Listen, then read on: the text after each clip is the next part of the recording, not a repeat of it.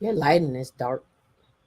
I asked you about my lighting 3 times before we started the show, and you were looking at something else. Mm. Is that better? It's not as bright as it used to be. Well, it's too late now. You had your Mm. opportunity to be the light lady, and you blew it. You How need about a that? nap. I did. Someone, I did. someone I needs a did. nap. I did. I did. Someone needs another nap. I'm great. I am awesome, amazing, having a super fantastic day.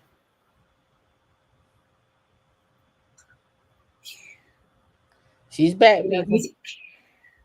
I'm back. You see my little pimple patch right there? You back and you need a nap already. No, I am great. I'm great. I'm good. Mm. I'm ready. You got to run the show, and I just watched, and I was like, Did you watch? I did. I did Did you watch watch from in the the car? Raptors. Huh? Did you watch it in the car? No, No, you did not watch no, in the car. no. The You way didn't I tune in. drive in the car, I wouldn't be able to hear it. Yes, you would. You was a lie. No, You, no. you was a whole lie. How can I hear it unless I put it in Bluetooth and it's like really? I can't watch it. I can only listen No, to but it. you can hear it in the car because I Not play with the YouTube in top the down. car. You can't. Yes, you You can. can't do it.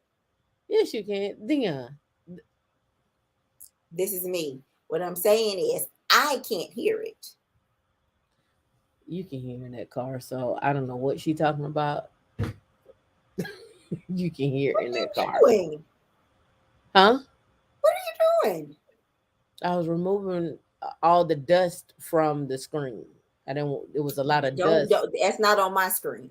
It's It was a clear lot over of here. dust. It was a lot of dust, and then also giving you a chance to get your camera together, your My lighting. camera is perfect. Look, I'm No, in your done lighting. in the I'm talking frame. about your lighting. Your I'm in lighting. frame. You passed on the lighting. You I'm get looking your great. lighting You can together. see Like me. get your fix yourself. Do something. Do something with yourself. Amazing. Data Christian, you see, she already done started. She the fun police, but that's What? okay. The fun police is back. I just got here, wrinkled and all. I've arrived. You're not wrinkled. And we're matching today, friend. Mm-hmm. I can't raise my desk though. I can raise my shoulders though. I can't raise my desk. So how's your week, Dion? How's your last 2 weeks, Dion? My last 2 weeks or my last week? Last 2 weeks. They've been a very interesting 2 weeks.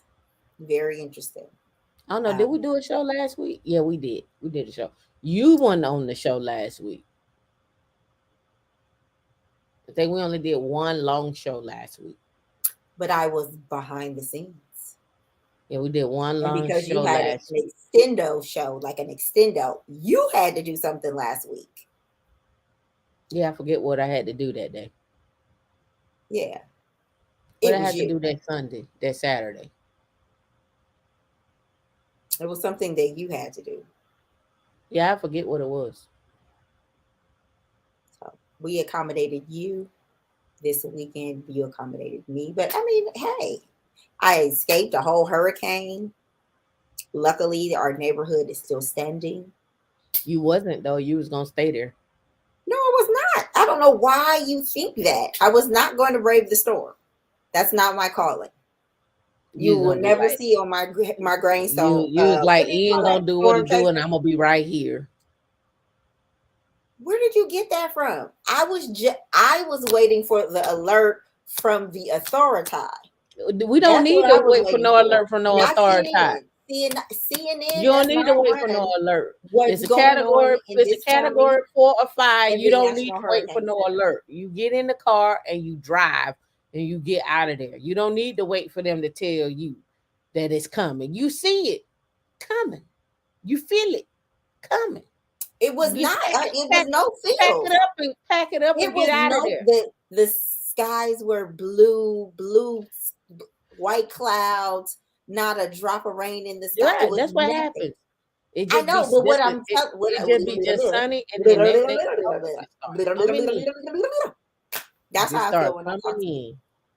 coming in. You pack up and you go. I don't know what you need to wait for no alert for. What are you talking? I did all of that. I pre-prepped for that. You don't need to wait for no alert. I did. That was my thing.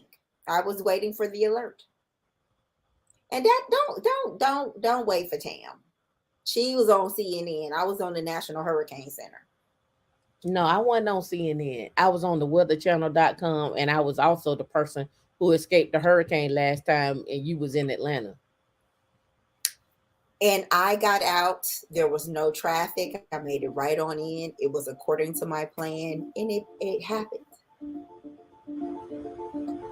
No, let's back it up.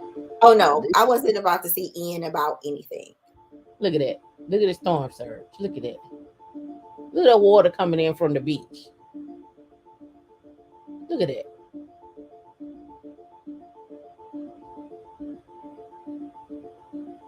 Then they are blocked from the water.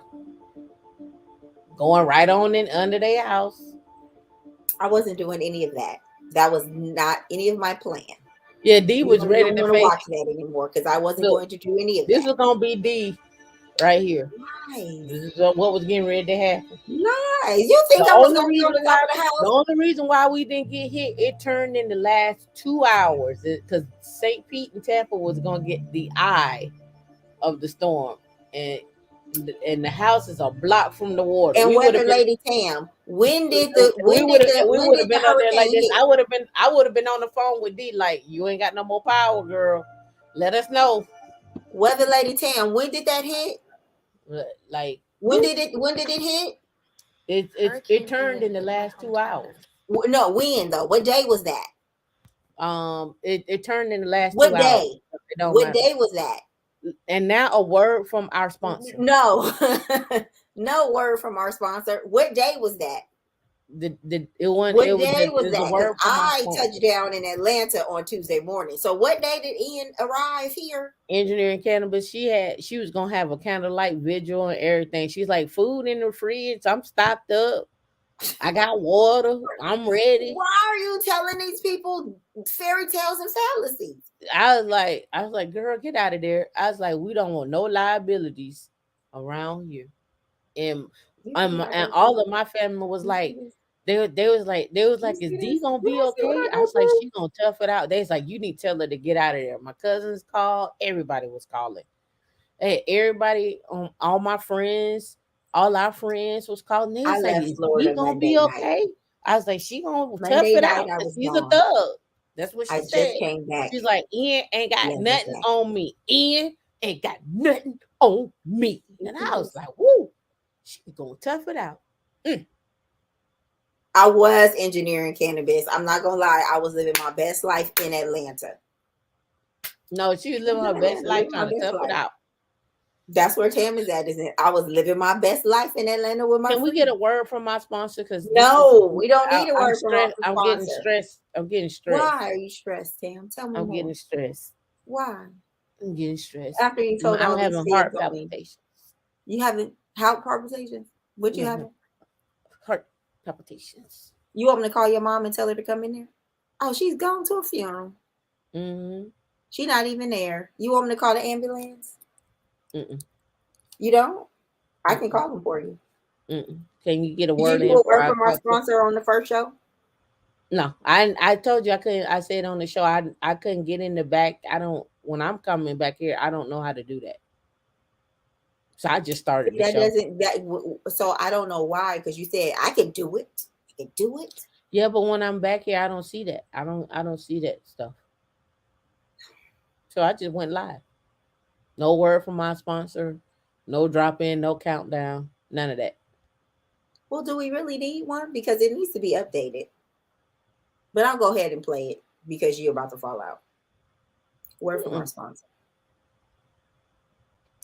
Hey everybody, welcome to Women in Linux. I am Tam and D is in the background. And we just want to share with you some of the perks of being here on our channel. All right, so first things first, If you want to connect with us on social media, connect with us anywhere on social media at Women in Linux. If that's just too much for you, you can always come and find us on womeninlinux.org. And if that's not enough, we have even more perks where you can hit the connect button. Once you hit connect button, you put your email address in here. And once you put your email address in here, it'll connect with us in our Slack group. We have tons of resources in our Slack group. People looking for jobs, people just looking for advice, people looking for information and so forth, right? So again, this is Slack. It's not Discord. So on with using Slack, I warn you, it is resource heavy. So you may need to use either the web browser or if you're on your phone, you should be fine. But if you're on your desktop, and we know most of you connect on your computer, it's easier to open it up in your web browser so it doesn't take up so much memory or so many processes and so forth. That's just an FYI. That's how I use it. Okay. And if you would like to shop with us, we still have our stuff from our 5-year stuff. Still good. We're working on more t-shirts. No, no estate, no date. We're still working on that. But again, if you want to shop and you want to get some merch, feel free to come here and get some merch. Again, if you come over here and click on all products, you'll see on all the products that we have, from hoodies to masks and so forth and so on, right? And if that isn't good enough for you, you can donate. You can always donate with your time. You can donate with your money. So how do you donate with your time? You donate with your time by saying, hey, I would like to do a presentation, or I like to volunteer on helping us grow the channel. You retweet, you share this with other members. In fact, for those of you that come here every single week, we know you come here every single week and you don't subscribe. That helps us grow the channel. That helps us get more content to you. Hey, research isn't easy. I'm not getting paid to do research. I wish it was at a university, but hey, I'm bringing this to you, right? I'm bringing this to you and us and for others, right? So if that doesn't work, you can always donate on PayPal by clicking the donate button. Once you hit the donate button, you have your own denominations in which you can donate. And if that doesn't work for you, you can always reach out to D and you can cut a check and send a check. That works for us as well. All right. So what are some other things that we actually do have as well, right? So we have a discount with IT Pro TV. You get 30% off. I've used IT Pro TV myself. I've done interviews with them. I'll pull those up as well too. But as you can see, I'm logging into IT Pro TV. What are the benefits here? You need to learn how you learn. So one of the things you can do in IT Pro TV, you can come over here, you can click on courses, and it gives you a list of courses that's separating them out by certification and also separate them out by learning paths. You're like, Tamika, what does that mean? My 4 basic principles or my 4 basic foundations of skill sets that you should have is Linux. You should also have an automation tool, whether it's Terraform or Ansible. You should know at least a cloud. I don't care. Pick either one. And finally, last but not least, security. And security comes in multiple forms: security of the operating system, security of the application, and also security of containers, right? And cloud security. So it's multiple facets when we're talking about security. Those are your 4 basics that you're going to need to get you a job and then move you up. All right. And we're going to talk about our membership here in another video, but I just want to get this out to you. All right. So that's 30% off of IT Pro TV. And last but not least, our Calendly. We have set up for our Calendly. Let me pull that up. I think I have it saved in my browser here, so I can just go straight to it. If not, I'll get it from D here. Here we go, right here. All right. So with Calendly, we have one-on-one sessions. That's where you get to talk to either me or D, and you can request either one. But where you get to talk to us in a one-on-one session, right? Interview prep. Some of you are getting ready for interviews, or you've never interviewed before. We want to prep you for an interview. Resume review. Let's go over what you have, or let's pull all your skills together. Let's get things formatted properly. Let's get everything going. And last but not least, career assessment. What is your journey? What could it look like? What could you be going through? What are your next steps? Some of you are transitioning, some of you are not, some of you are looking to transition, and some of you are just trying to figure out what is your next step. So by saying all of this, We want you to enjoy your time here at Women in Linux. And also, as always, don't forget to like, subscribe, hit the share button, and last but not least, thank yourself that you actually did it. The spotlight better. I said yes in the back. Oh. I responded. Awesome. So this week, I don't have a lot. I did that on purpose.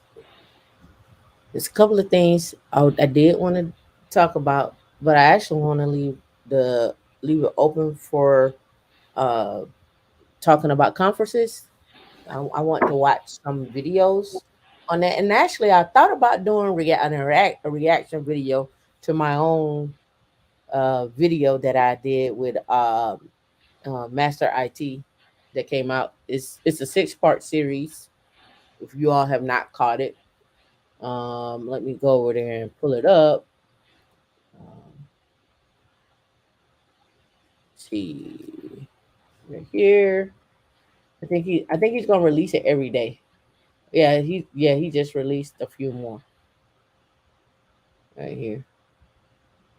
Right, it's a 6-part series right here. Um, Let me go to his joint and yeah. So those that don't know, I was over there. See, he's got 2 premieres that's coming out. There's one right there that I did. And see, there's another one. And this one was 3 days ago. And it's actually a 6-part series. Actually, I'm supposed to go back over there and do some more, uh, talk some more. But if you all want to go check it out, he's broken it up into six different parts. Actually, we're supposed to have 5 more interviews that we're doing. It's almost like a book, but check that out. And here's that's not it. Here's another one. Go back over here to videos that he did: breaking the tech, career path skills, tech money, the 6-figure illusion.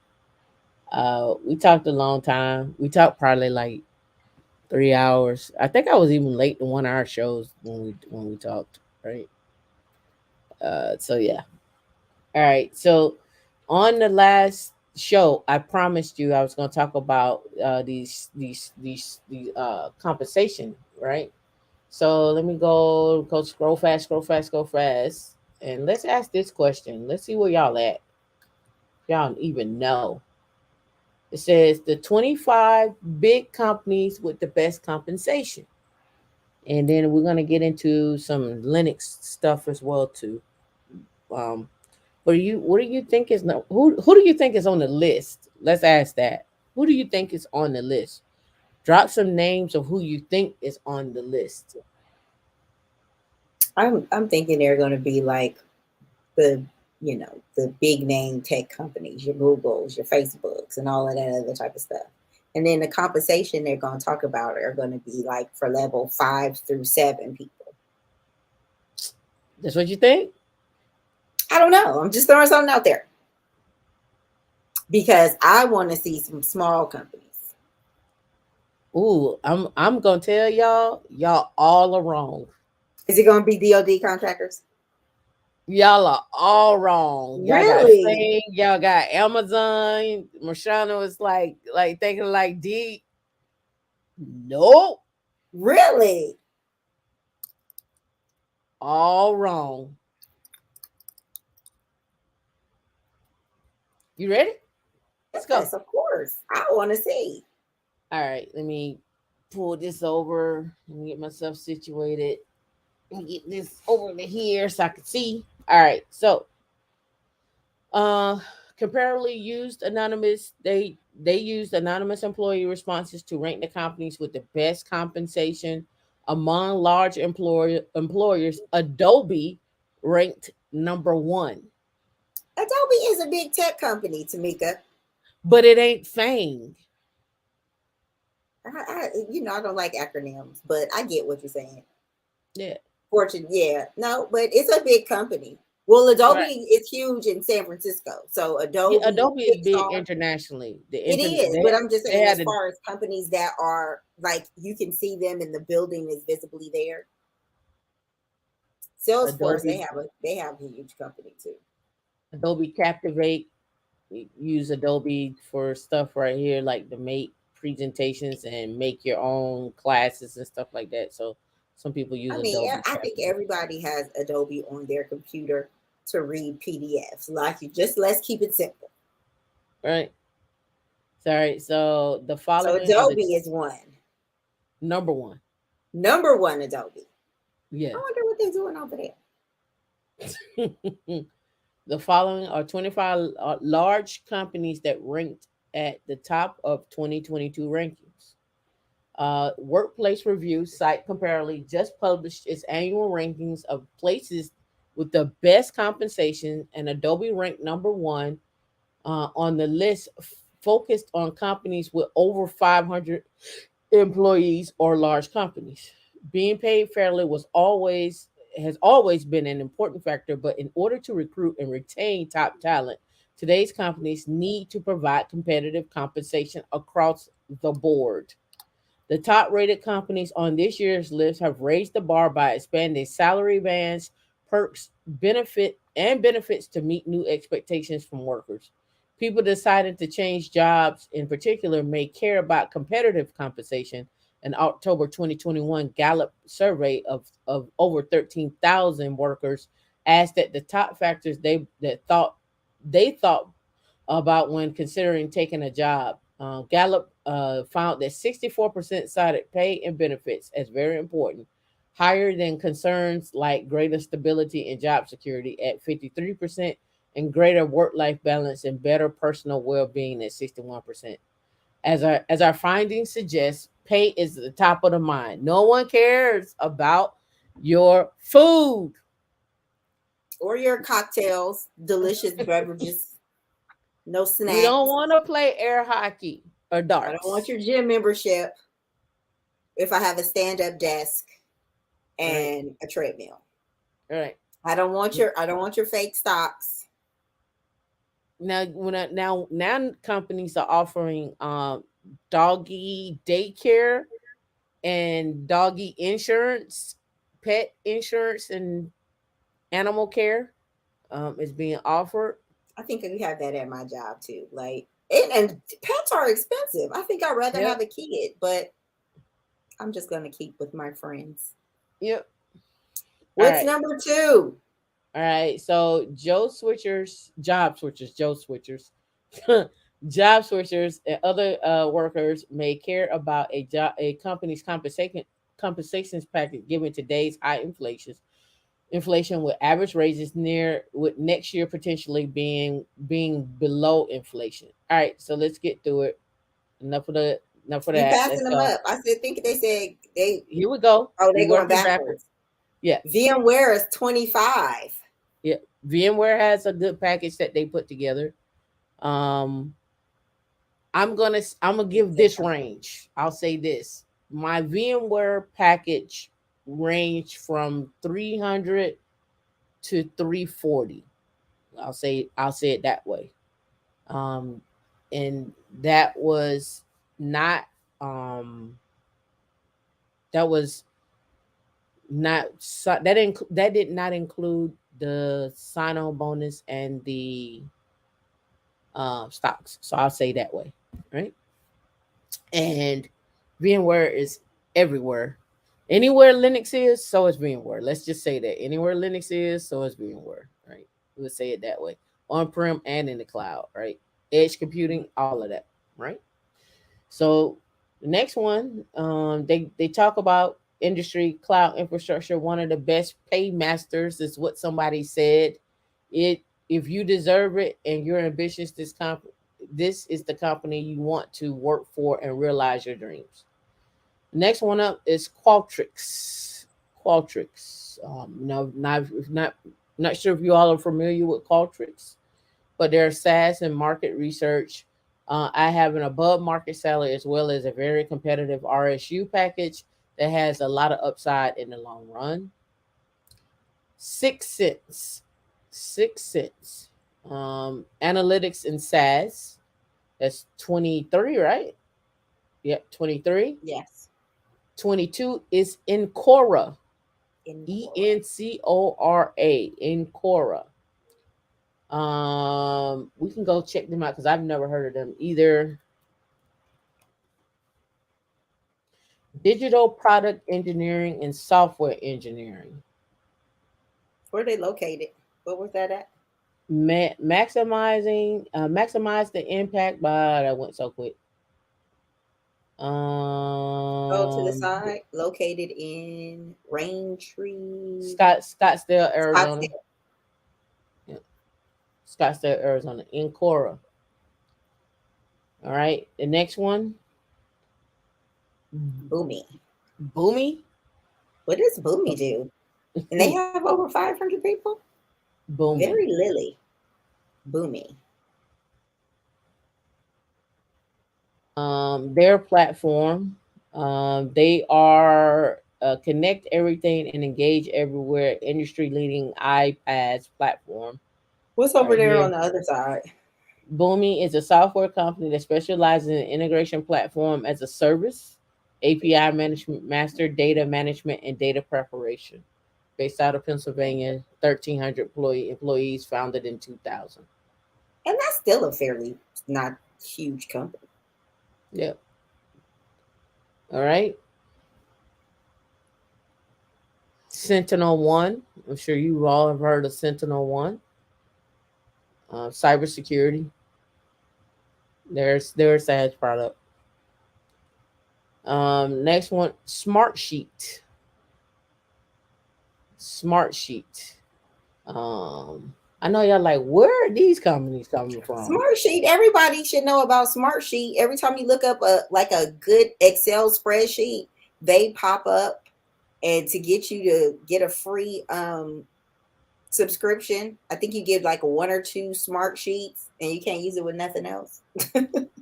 Always They get suckered in for project management sheets. Smartsheet is software as a service offering for collaboration and work management developed and marketed by Smartsheet. It is used to assign tasks, track project progress, manage calendars, share documents, and manage other work using a tabular interface. It is Right? pretty Excel sheets. Yeah. There you go. Drop and Smartsheet. drag. Right. All right. Next one up. Fivetran. Fivetran. Right. Fivetran.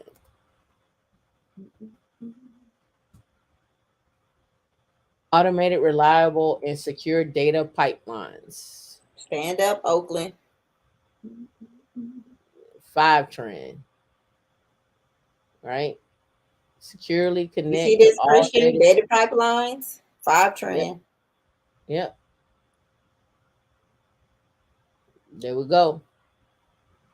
Let me see what what did they say. The company's commitment to granting equity incentives to all employees while providing 25 days of PTO is a testament that the company's drive to ensure employees have a healthy work-life balance. Tenable, Mm-hmm. security. All right, we have immediate vesting for our 401k match and have RSUs at the offer and a yearly refresh. Data data art software. My compensation package is exactly what I asked, and the company continues to improve our compensation package and offer more and more to its employees. So go check out Data Art. Next one is Calix, Calix, information technology. I like how we are bonused every 6 months versus annually. It's like having Christmas twice a year, and it's great for new hires who don't have to wait for next year to receive the extra bit of compensation that aligns to their work and efforts. Right. Next one, IBM. 14. IBM. IBM, she's going to make a list. IBM is uh, gonna make a list. yeah, computer enterprise software. Of course, they do quantum computing, and as well as um, a big, really huge on data. They also have initiative to. I think they want to say train 150 million, or is it 70 million employees? And they also have a cybersecurity program. IBM train employee initiative. I spelled that wrong. I think it was like 70 million or something like that. It's on one of the older shows that I did where IBM was looking to train, right? Let's see. Right. Learn while you play gets IBM recruits up to speed. The video game techniques develops new employees for their set in office. I think it's $700 million for this one. But they're huge. They have a huge facility, a 5,000 square foot, 5,000 square. No, they got 5,000 acres. They got 5,000 acres, not 5,000 square feet.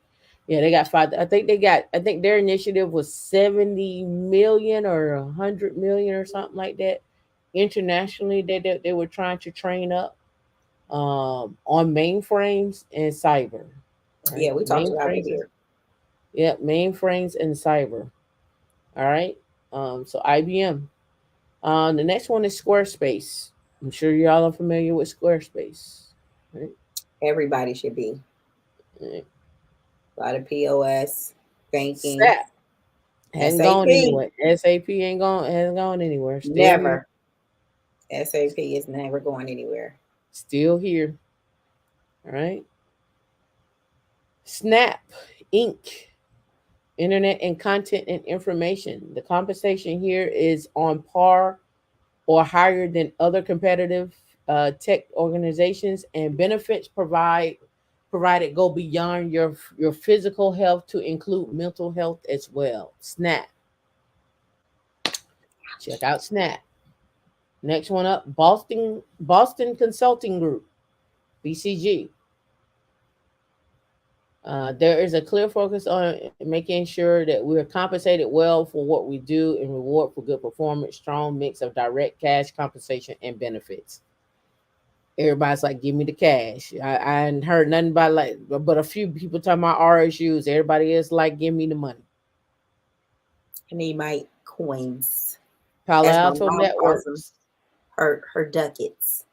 security and networking is Palo Alto, right? Cybersecurity, their market competitive stock is soaring, far for fair for gender and equality.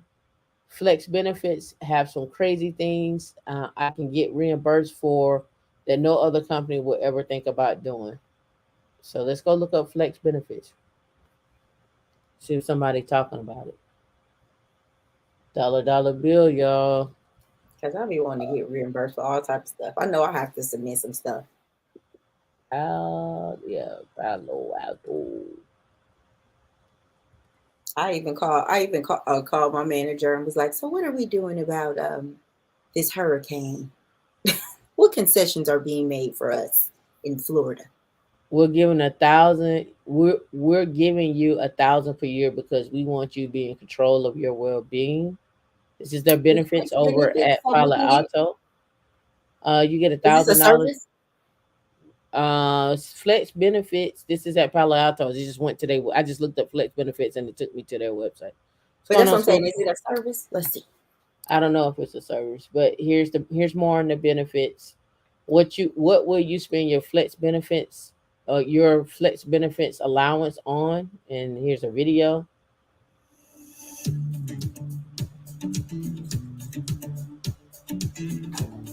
Coucou ma chérie, mange quoi ce soir? French lessons. French lessons. Some noise canceling headphones. Take care. One Peloton!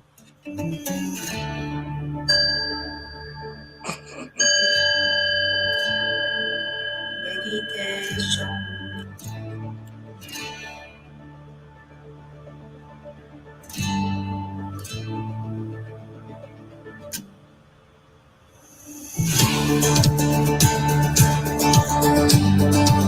There you go. And then they get into more than just paying for your gym membership. Peloton, Apple Watch, Weight Watchers, Better Help, amusement park tickets, outdoor activities. And here's a full list. It's a Notion doc that I will have to log into that I don't have because, I'm not a part of their team. But again, you can go check them out. Next level choice, next level you, dig deeper. And then they got frequently asked questions, and then they go into a little bit more here. So that's they give you $1,000. So you can pick out, join a gym membership, sign up for some massages, what have you, headphones, whatever. Yeah, I mean, you a lot probably of have those things you can do at work. Like I know my job, they do like walking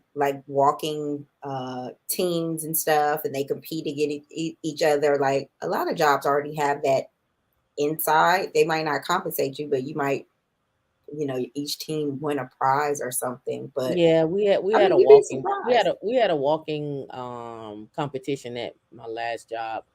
Everybody had to walk 10,000 steps a day on the team, and the teams would win, and I think each member of the team would get $500 if Yeah, you won. I know there's a So lot of things that my company does, but because they're based in another country, it just some things are not reasonable. yeah. I don't want rupees. So I don't the want next, rupees. I need to know what that is in US. Do we get a different compensation on that? 'Cause you I'm be not taking okay. a rupee. You'll be okay. No, ma'am. No, ma'am. Chegg, Oh, I use a check. CHEG. What do they got Higher going on that check?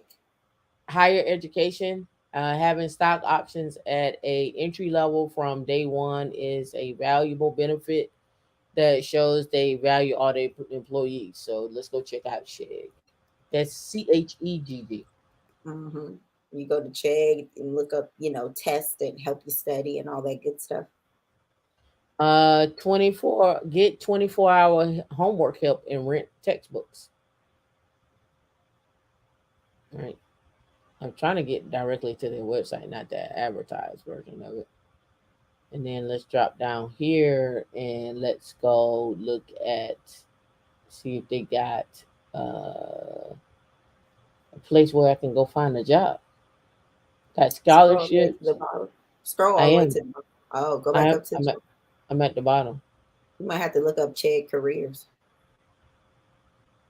Um, blog. Maybe? Lady Christian said that is how they survived grad school was Chegg. I was going to Chegg. I go to Chegg for like classes that I'm taking and see what people got I've to never say. heard of them to today. Really? Yeah.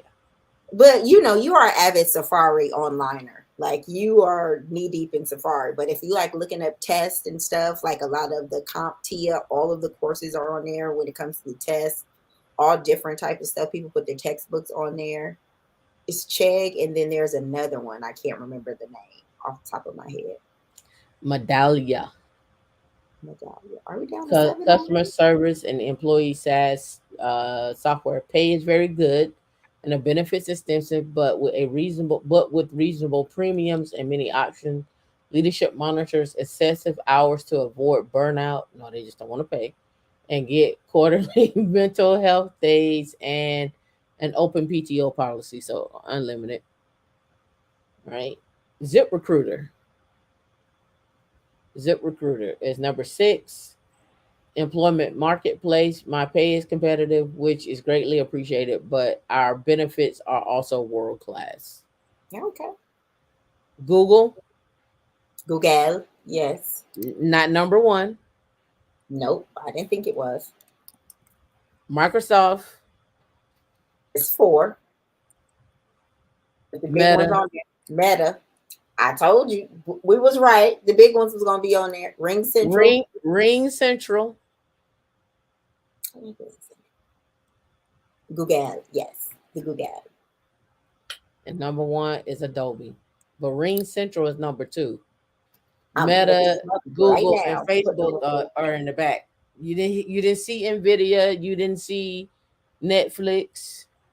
You didn't see Amazon on this list. Because we already know they're not the best. We talk about it all the time. Just because they have name recognition do not mean you won't be working like a mid-grade slave. So just giving you that to give y'all a different insight on other companies that are out there. Now that we're on this path, let's talk about this. How many of you know what are the top Fortune 100 companies? What are the top Fortune 100 companies? And do you use that list to go apply for jobs? And do you use that list to go and figure out compensation? What technology do they have? What are they bringing? Right? How many of you have ever applied for a job at, I don't know, E&J, a vodka brand, tequila?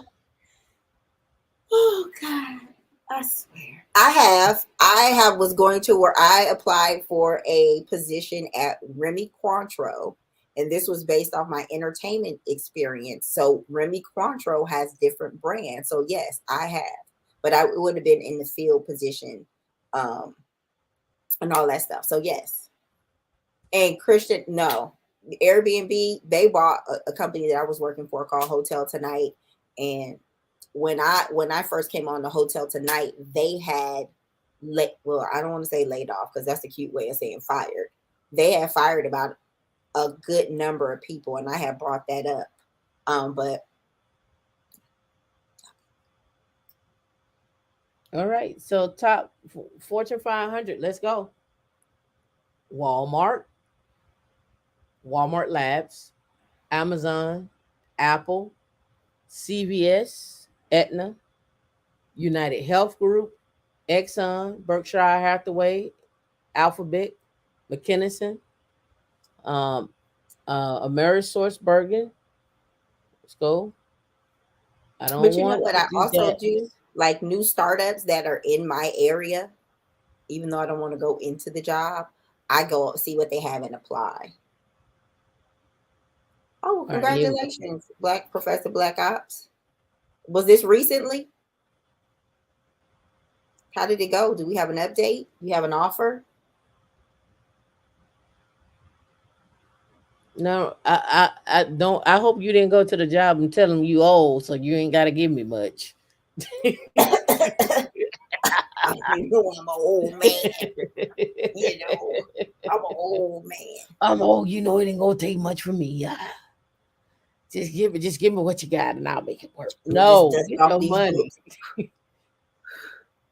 Get your money. Walmart, Amazon, Apple, CVS, Exxon, Berkshire, McKinsey, Costco Wholesale, Cigna, Cardinal Health,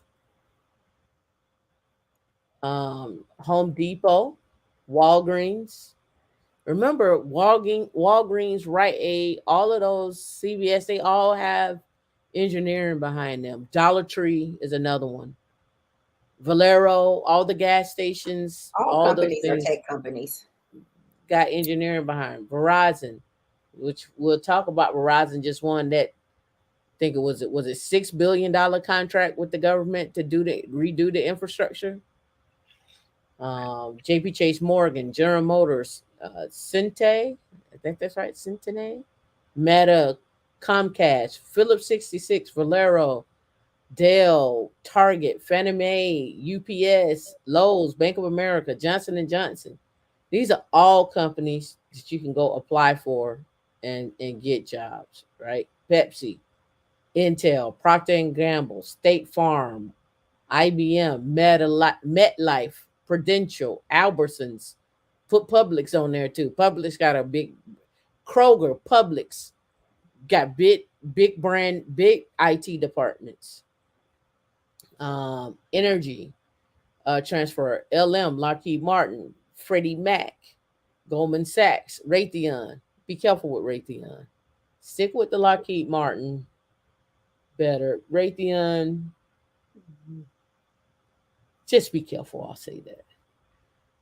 Morgan Stanley, Boeing. Got to be careful with Boeing too. Um, Dow, and the other one on here should probably is Honeywell. Allstate, Tesla, Best Buy, Charter Communications, Cisco, Merrick, New York Life Insurance. You don't think New York Life Insurance, all the amount of data they taking in and policies and so forth, you what? TJX, Publix, Conoco, Liberty Mutual, Progressive, Nationwide, Tyson's Foods, Bristol Myers, Nike. Nike got a huge tech. They're out of Oregon. Abbott Technology, Stone X, Enterprise Products, Oracle, TIA, Coca-Cola, GD, General Dynamics, CHS, USA. The list goes on. Like you can go apply for these jobs now. These companies, Jabil, right out of Florida. Eli Lilly, DR Horton, CBRE Group, Micron. They're the ones that's going into upstate New York with the $100 billion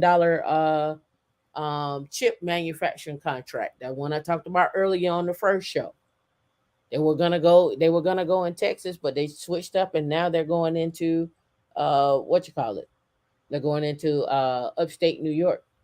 But again, I'm showing you from this perspective of like we get caught up with the names of getting into tech and where we can go work at, and the number one company from that list was Adobe.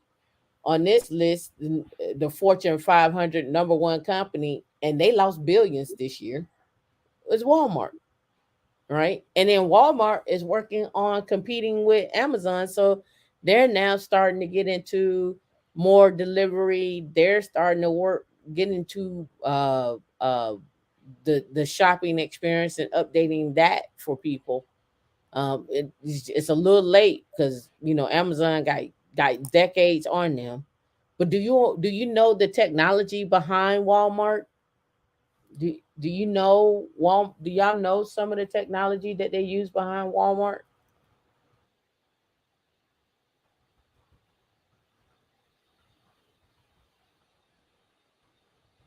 I think they are a big open stack group, maybe OpenShift. So 2016, inside Walmart Labs and its OpenStack core. Now they might have changed it. Let's go look up OpenStack partners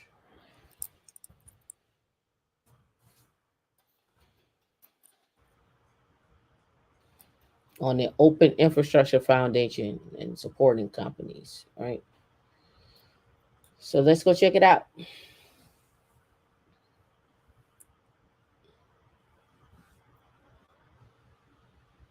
All right, so we got platinum members, the Ant Group, Ericsson, most definitely.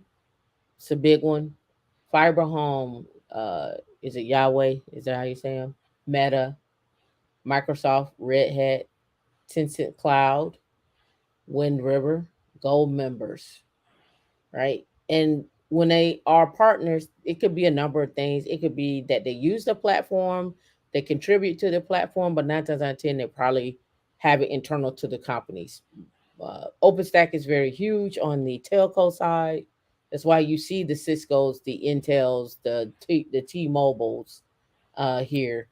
The telecoms are here. NEC, right?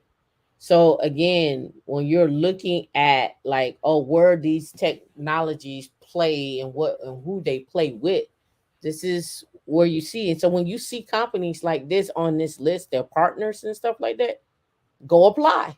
Like learn OpenStack and go apply at these companies. Like there you go. OpenShift, learn Kubernetes, learn OpenShift, pass your CKA exam, take your OC exam or OpenShift exam, go learn who they're partner with, apply, learn who uses what where. School systems use them. Toyota, I mean, Red Hat is everywhere, Linux is everywhere. I'm just giving you a different perspective on how to look for jobs and where these things lie. Because I think a lot of people do the same thing. They follow the same pattern. Like, oh, I applied for Google 15 times and I couldn't get in. And yes, now I'm in. So yeah. So if you're, again, I keep trying to tell you, DevSecOps, K8s, Terraform, the whole Hashi suite, understanding containers, container security, understanding how to secure the Kubernetes cluster using Sysdig, Laceworks, uh, Aqua Security, understanding how to use Falco, cloud custodian, how to do policies with Sentinel, or I think it's not Sentinel anymore in Terraform, it's something else. But again, uh just different things that you could do, find your niche in. So a question actually came up, D, and the question was, and it was on the Intentional Millionaire show, and the question was, is it better to specialize or is it better to be a generalist? Don't answer yet, D. In the comments, what do you think? Is it better to be a generalist or is it better to specialize? Here, I dropped the article in the back. D can share it with you, with you all, with the Fortune 500 companies. Let's see what everybody's saying.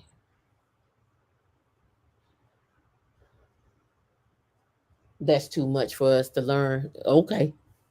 Ah, generalize.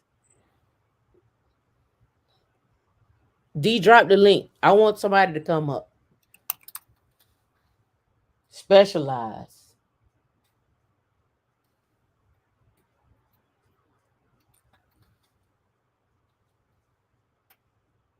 A specialist.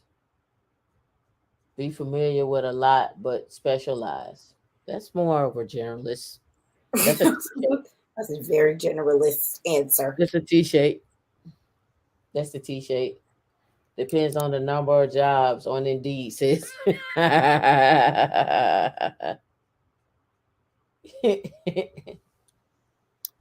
So D, give your answer. Well, I'm a generalist. I like being a generalist, but it's also in it's one of those things because even though we are women in Linux, right? Linux is very specific. However, there are 5 things that we get, foundational things that we say you need to have in order to be a Linux monster. So, you know what I'm saying? Like, you need to know certain things in order to be a specialist. So it's like, Is it a specialist generalist? It's like a T shape, right? It's like right, I call it's a T shape. So I say it's a generalist, and then as you progress, you find your niche of things that the one thing that you really like. yes, And so you, instead of saying cybersecurity, you're like, no, I do pen testing, or no, I do compliance. But right. I know and understand Linux, and I understand X, Y, and Z. But I know how to get there. Like, I'm my going to, sweet spot is here, but I know yes, these things. So yes, don't lock me in, right? yes, yes. Um and so what I have found, and this is just me, like this is just my niche. I'm not telling you all to do this. This is just my niche. I what I'm saying is the skills, your cloud skills is one thing, but your security and your cloud skills is another thing. And then add in your K8s and your ability to scale and fix problems. That's a whole nother thing. So you can find yourself being an architect, you can find yourself being a system engineer, you can find yourself being a cybersecurity person one day, you can find Right. yourself being a programmer the next. Like your skills can take you into different zones and realms that you didn't know that you were going to need in that position, but it just comes up because it's a project, and the project and the customer's like, hey, we need this, and somebody is putting a call out in the email. Does anybody know how RabbitMQ works?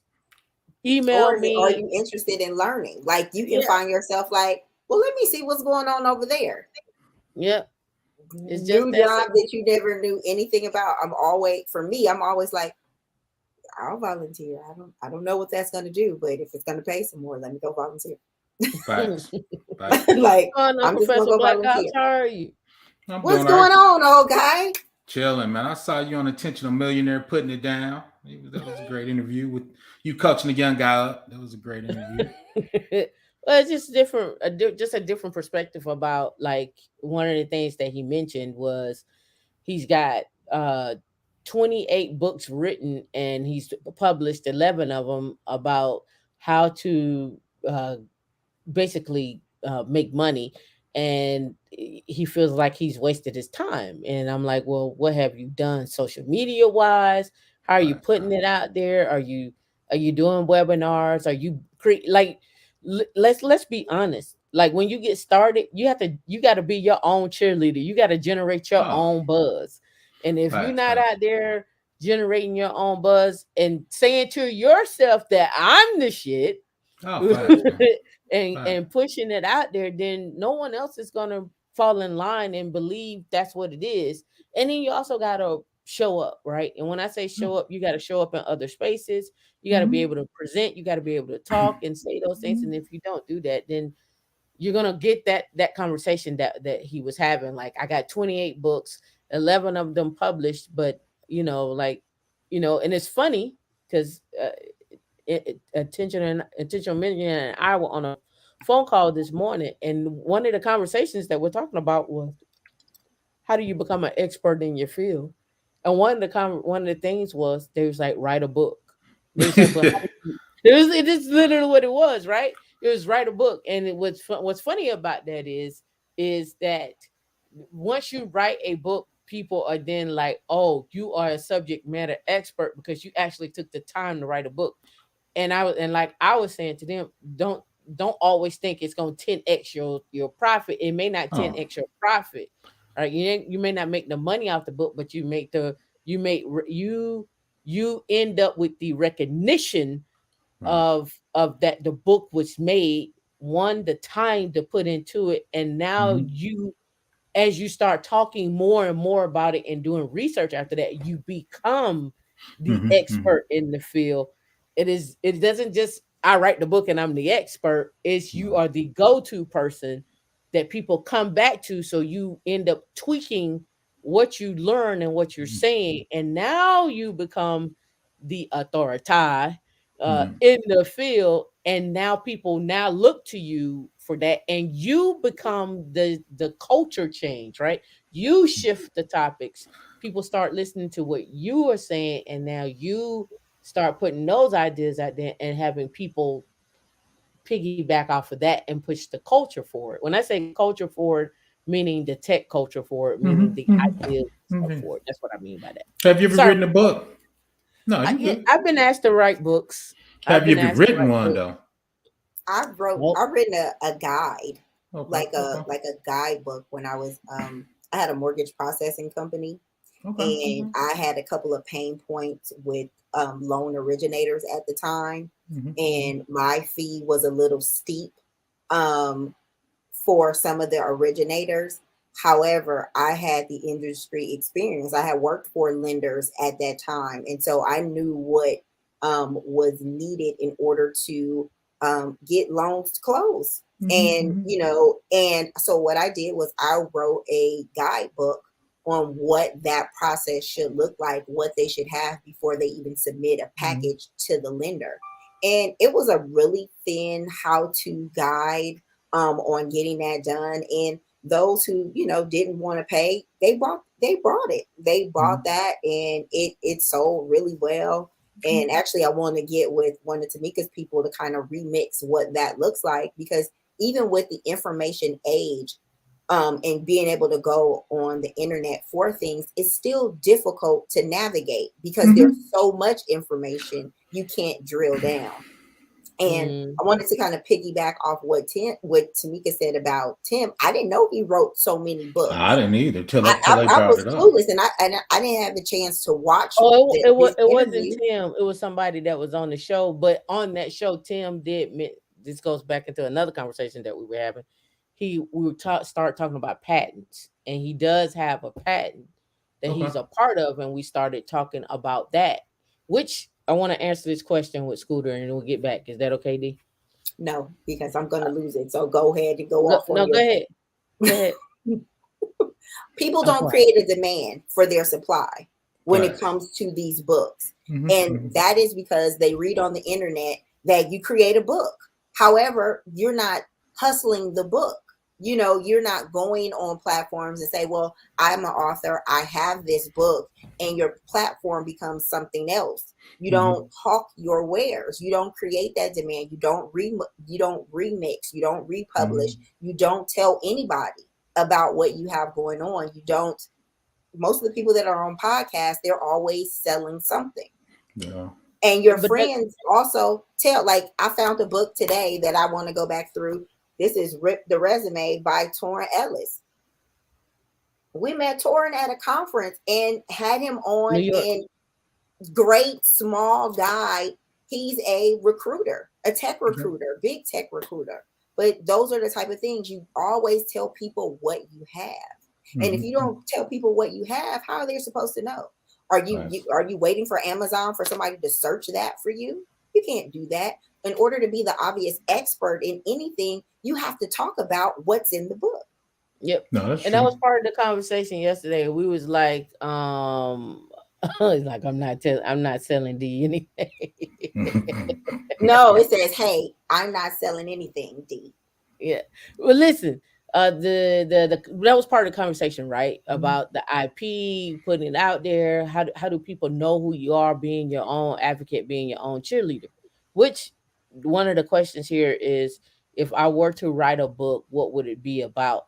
Actually, it wouldn't be a book. It would probably be a 6-part series. I've thought about it. I have it written down, but the first one would be, again, the journey into tech. Some things that I've truly have not said on air. The other one is not necessarily leveling up in tech, but the middle part of tech, your middle journey in tech, right? And this is gonna be harsh language for the next one. The third part is I don't give a fuck when I'm with tech, when you get to that point. And then that next phase is, how do I invest? Right. Right. So that's another phase, right? And that's one part. And then another part of investment is, how do I invest outside of what's given to me? When I say that, we're investing in tech from a perspective of like, hey, I got my 401k and I got my Roth IRA and I got all these things, right? And that's great. But once you get to the level, like I said before, when you're doing like 2, 3, 4, and 500,000, that Roth IRA, that Roth 401k, that HSA doesn't matter. You got Facts. to go invest somewhere else. And Mhm. now that's the other side of tech, where you're taking that investment and you're investing into acquisitions, private equity funds, angel investor, crowdfunding, those things. And then there's another part of tech, your journey that comes along with it, with all of that, is, how do you build up others with that? And that's really a part of every little single piece. So it's actually like a 6-part series that I've written out. I got the content for it, and I've voice recorded stuff. I just haven't written the book, and I don't know if I want it to be. I'm not sure how I want to do that. And go along it. All right, He's going to be the ghostwriter. it is it's just it's what I have seen in here, and amongst all of this is, in this series that I have, is, how do you stay relevant in each one of those categories? How do you stay relevant in tech, when you feel like you've made it? Because everybody's made it is different, right? Some people say I made it is 100,000. Some people say I made it Facts. when I'm comfortable, and whatever comfortable is. And that could be 300,000, that could be 500,000, it could be 2 million. And then, how do I stay relevant throughout tech? Because there are people who are working in tech now that are 65 years old. Mhm. There are people that are working in tech now that are 20 years old. B2B. Ask that 20-year-old, what does tech look like for them at 65?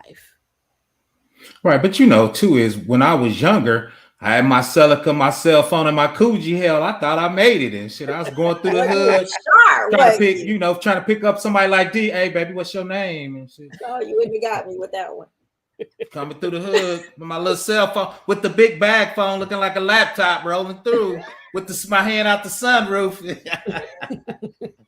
I was skinny in 2005. I was with the Coogee on. But again, how did you? Let's talk about it. Yeah. From 2005 to now, how did you stay relevant? How did you stay ahead of the game? How did you encourage yourself to want to be relevant? Right. And you brought it up too, and you do that through the years, is you try to find the hot technology, and it's always hot technologies, right? There's been client server. I got the Oracle bag when Oracle was the enterprise database for the government. So I was an Oracle DBA. I was doing Oracle forms and reports. I made 6 figures, so I was the man. But we know, and I tell people, each 10 years, you got to catch the new wave, because a lot of mainframe people don't exist. Yeah, it keeps shrinking. So I got Oracle for a decade, then it switched to Oracle and Java. Now, like you named them all. Now I'm trying to get in the AWS cloud. You need to give CloudFormation a little love with the automation, but I'm trying to learn that I just need 10 more years, D. I'm 55. I'm trying to get to 65 and I'm done.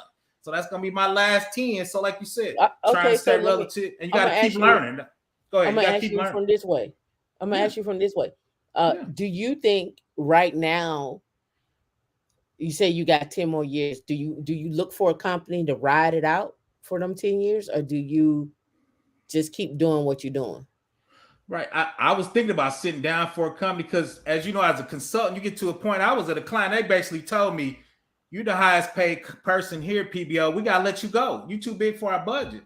So then I was kind of scrambling. A buddy of mine was at the same consulting firm. They let him go. I'm like, I don't want to be 55 looking for no damn job, but another client came in. I got a special skill set, so they picked me up. So everybody know that consultant money, man. You can get fat on that consultant money. So I think I'm gonna ride that consultant life up. I was at a client for 10 years. They offered me a job, but now I'm sounding arrogant. It was a low 6 figures, and I'm like, I'm too fat. I need a little more. I'd rather stay. Shout out to Tim and Engineering Cannabis in Black Heights. I thought 6 figures was doing something. I talked to Tim. I'm like, damn, I'm poor, man. I got a little higher, man. So I'm trying to get the bag. And dude, we can talk about, I just did an AWS interview. Woo! It was for $355 with RSUs. They ate my old ass up, man. I got to get in the lab a little more. Shout out to Tam. I got to get it back in the lab a little more. That AWS. I've been through several up to the DCs with Tamika on that AWS. And I'm just like, every year, like, why are you entertaining them? And I get it, because I mean, this is what we do. We talk about technology. So I understand wanting to get behind the veil.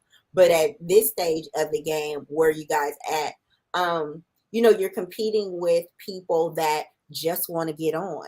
And, they massage that fact of, we are Amazon. And some people, for where they at, think that is great. I was great. I ain't gonna lie. My interview was for L6. I think my base with RSUs was 365.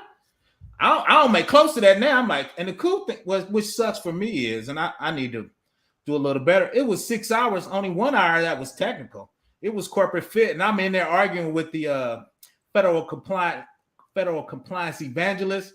It was Dave Chappelle. After a while, I'm thinking, oh yeah, keeping it real just went wrong, because I'm arguing with this dude. Like, dude, you evangelize, and I do this shit for real, homie. But I'm like, yeah, I need to settle down. But also, sometimes you think that works against you. It sometimes, and sometimes it doesn't. And sometimes it doesn't, because those are people that are in those positions, and they need that type of feedback from people that are doing it. Because, like you said, evangelizing it and being in there is two different things. Like, yeah, but dude, you old enough to feel the energy in the face, though. You can look at the face and the energy. I was like, that's pride and ego. I was like, yeah, I should have took another route. But that's pride and ego. But you never know. That's pride and ego. But a lot of those things in the office, like when you're actually doing the work, it matters when you can have a conversation and have a debate about something and hold your stance and tell Oh, people why. I was eating his ass up, dude. He I didn't know want you to. were. I was eating his ass up, but And nah. you But never Tam, know. but I Tam, hope you get it. I didn't get it. I didn't get it. I knew off the bat. I didn't get it. It was all good though. But Did they give you an answer yet? yeah, they gave me an answer. I didn't Okay. get it. I already knew. The cool thing though is like y'all just talked about. Somebody reached out to me. I do Amazon videos. Somebody reached out to me and asked me for an interview. I'm not gonna say no. I knew I wasn't quite ready. Like Tim named all that stuff. I know by next year I'll be ready, but I'm like, hell, I ain't turning out an interview. I'm 5'7" and fat. I hear no all the time, so that ain't gonna hurt my feelings. I'm in the lab right now doing an Oracle database on AWS while we talking. So I'm in the lab now, labbing. So nah, it's all good. Right. And this gets into one of the questions Scooter asked. You asked what's the next thing after cloud containers and 10 years.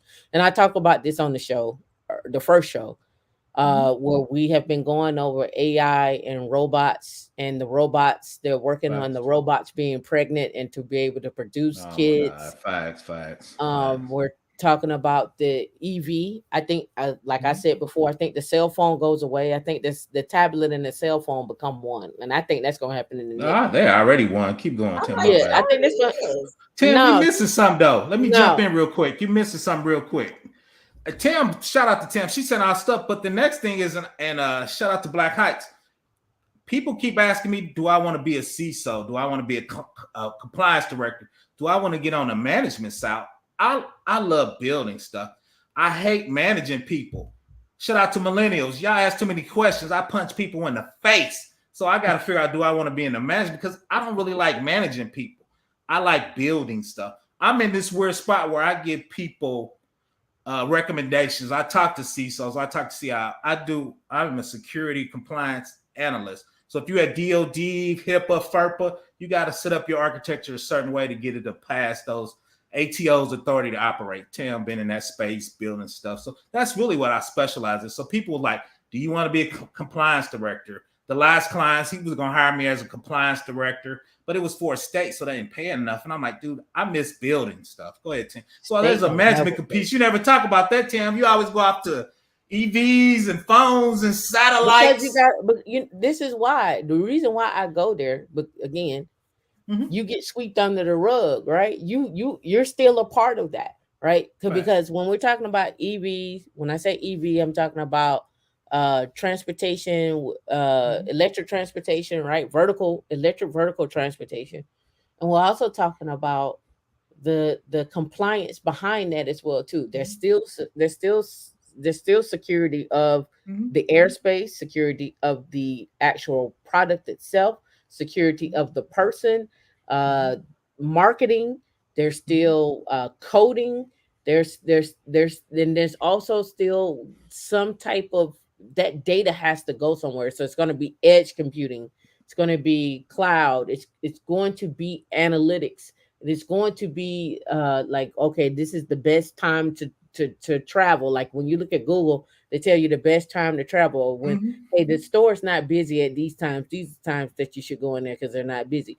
That's going to all still play a part of it.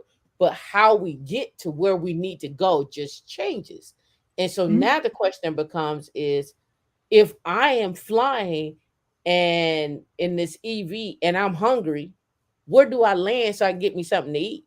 Because I may not want to go straight to work. So the way we interact to where what we're doing may change. It may be the space museum, like the Space Needle in Seattle, may be a place where people start landing. And we have places like that where you land and you hop off and you get on an escalator or elevator and go downstairs and get you something to eat. No flying, no eating while flying. Those rules and regulations and things are going to come up. But again, thinking outside of the box of where things are going, it's the whole reason why I bring up the whole AI and digital humans and so forth is because we're already there. It's just not seen every day, and it's only a matter of time to where you're gonna have a pilot that's an AI robot flying the plane and look human. and you won't even know the difference. No, but I think we're there too. I think because most people don't realize the only time the pilot take over is to land. Most time the pilot's up there chilling, right? So no, you're right with that. Well, you ain't got to worry about a pilot not showing up. You don't have to worry about a pilot being drunk. Right. And people, I got an argument with a guy because he's arguing that autonomous trucks aren't going to here. I'm like, dude, they're already here. On the road, we've seen them. Yeah, autonomous trucks. And people don't realize is the next thing is when you take a Lyft or Uber, 80% of that is the person driving. So when you talk about autonomous car, would you own a car if every ride you took was $2? Right? Would you personally own a car? And two is shout out to my mom. You know, she passed away, but at 88, I took her keys. I told him, 88, I'm just gonna be jumping in the car, and the AI gonna be taking me where I want for 50 cents. Right. So, like you said, those things are coming and those things are changing. So you got to figure out, and people don't realize is insurance companies are scrambling because product insurance is cheaper than people's insurance. Shout out to Engineer Cannabis. We were talking about that because people get scared. I used to work for Eli Lilly and big insurance company. We've been calculating deletions forever. That's how you get your policies. We know how many, when there is an autonomous car, we know how many people are going to be deleted. We know how many people are going to be made. We already got a fund for that, right? So your insurance comes way down. Right. And not only just that, and this is why I brought up on the first show, D, I don't think you were there. I brought up the study of genders, man and woman, right?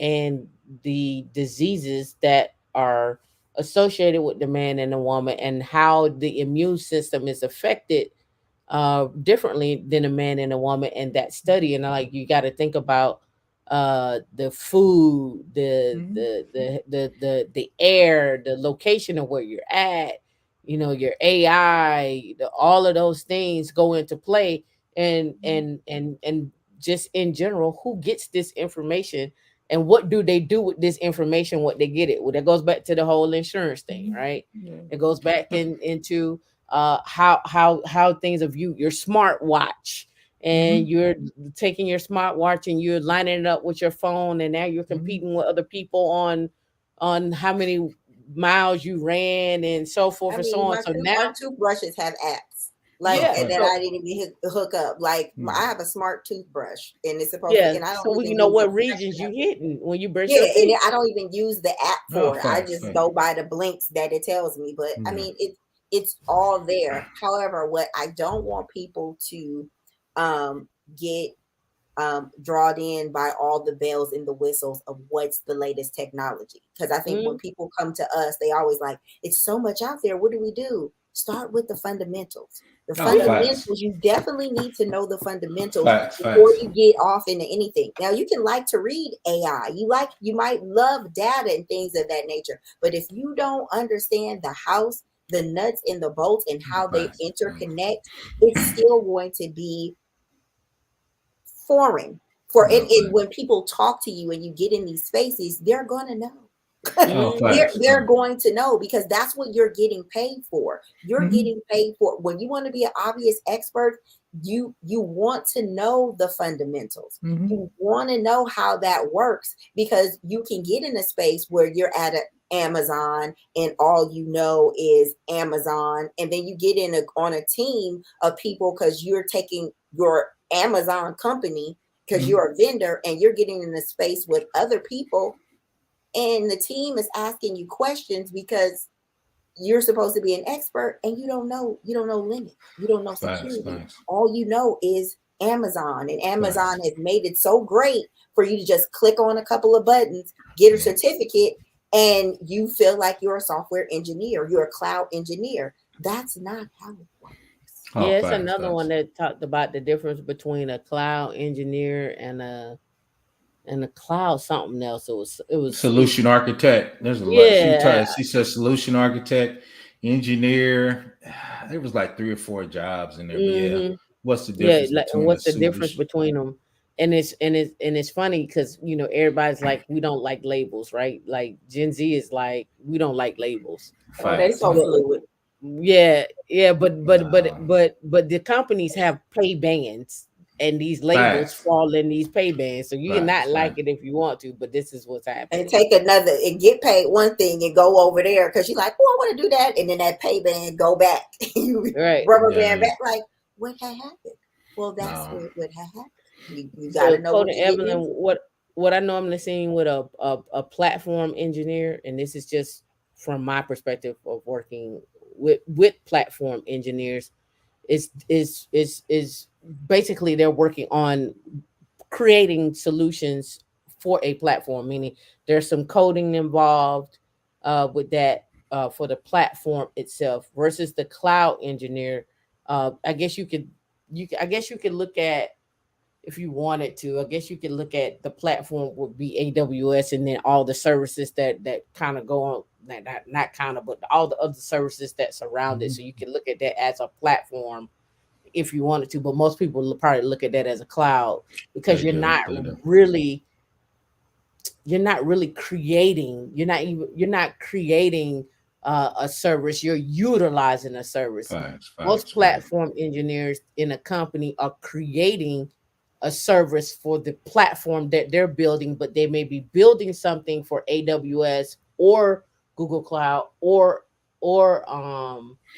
Azure, but they're creating the actual software that's going to work on those platform or work on those clouds. But it'll be the company's platform that's working on those clouds versus AWS. They have their services. Now, if you worked at AWS, let's flip it. If you worked at AWS and part of your job was to work on the S3 team where you're working on buckets, you may Right. be considered a platform engineer from that perspective, or just a developer from that perspective, because you're working and programming with S3 on that side of the house. I hope that Shout makes out to sense. S3. Shout out to S3. I hope that makes sense. I was But working yeah, on so that. that's normally what I see. Now you said you had an interview, right? 6 hours. Yeah. Yeah. But I AWS, they was tearing my ass up. Go ahead. Did you fly in? Did they fly you in, or was this Now I was all remote. It's virtual? called the Loop. It's the Okay. name. So they just started. I took initial one, and shout out to my Indian homies. They were I passed the initial one, and they said it's called the Loop. So you get the individuals on the team you will be working for. They interview you individually. You got one, Mhm. which I was surprised. Out of the 6 hours, only 1 hour was technical. I was tearing that up. But when you got to the, are you a corporate Behavioral. fit? Are you an evangelist? And they doing that. What's the thing? I forgot they got a star. They were doing a I was star gonna say techniques. Amazon does star, right? Yeah, you gotta do the Mhm. star. So everything in your answer, you gotta have metrics. Okay, if Mhm. I said I automate something or make something fast, okay, that 30%, 20%, you gotta put your metrics in there and name them. So, Right. so Right. no, it was cool. And that's the thing with Amazon and a lot of them, right? They go from Mhm. behavioral to situations, right? Yep. They're using the Most of star it's method, situational. right? And then the other part is, well, how did that affect the team? How did that affect the Yeah. customer? What was Right. what was the output? What were the outputs of that? Right. You put in something, what are the outputs of that? Yeah, because they hired 2,000 security people last year, and most of those people go on site with clients. They have the biggest clients on the planet.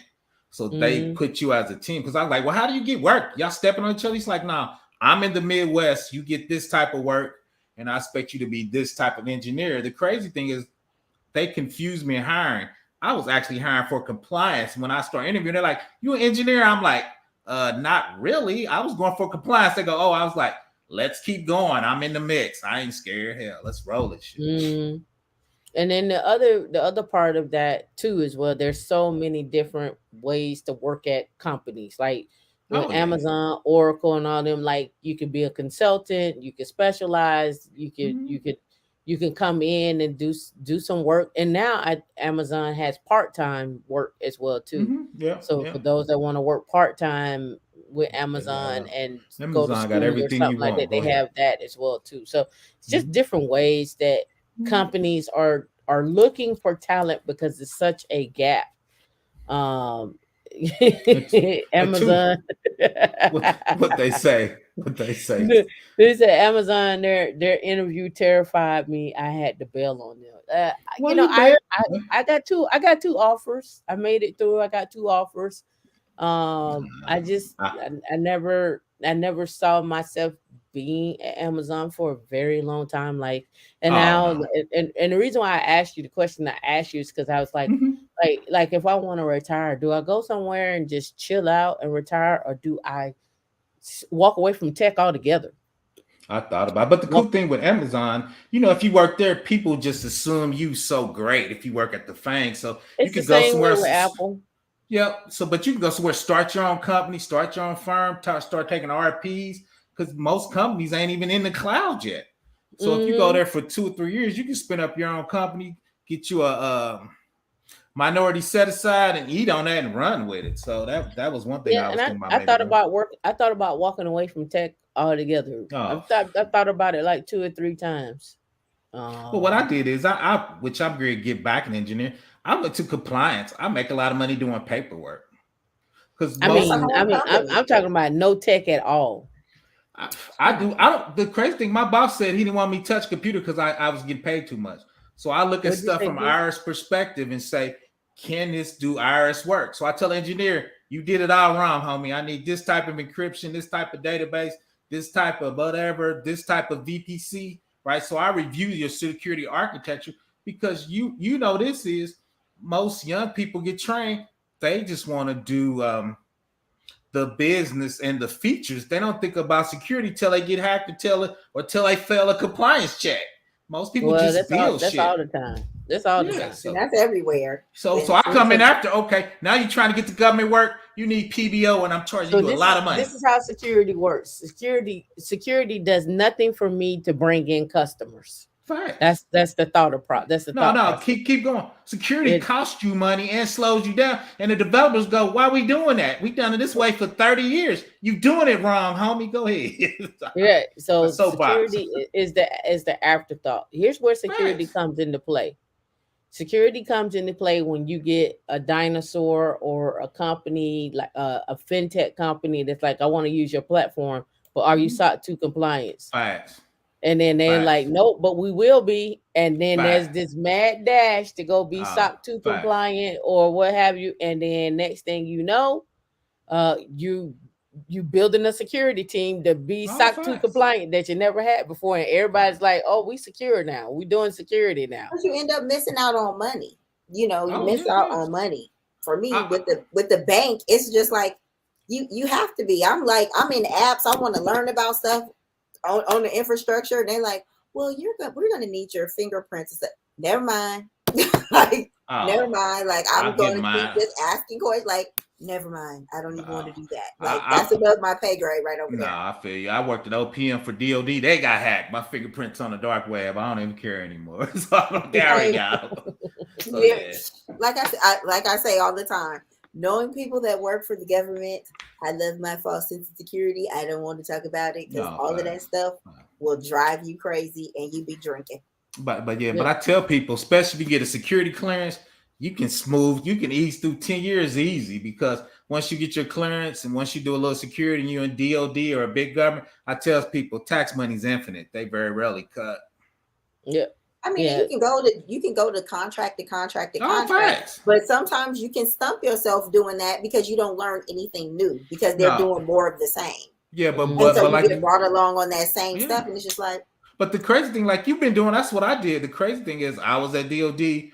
I wasn't busy. I taught myself Oracle and Java and all the Java. So when we got there, I was already doing it. They were like, oh, you good at that? They're like, Tim said, now I'm the SME. I'm like, dude, I'm self-taught. They were like, I don't care. So you just got to keep learning.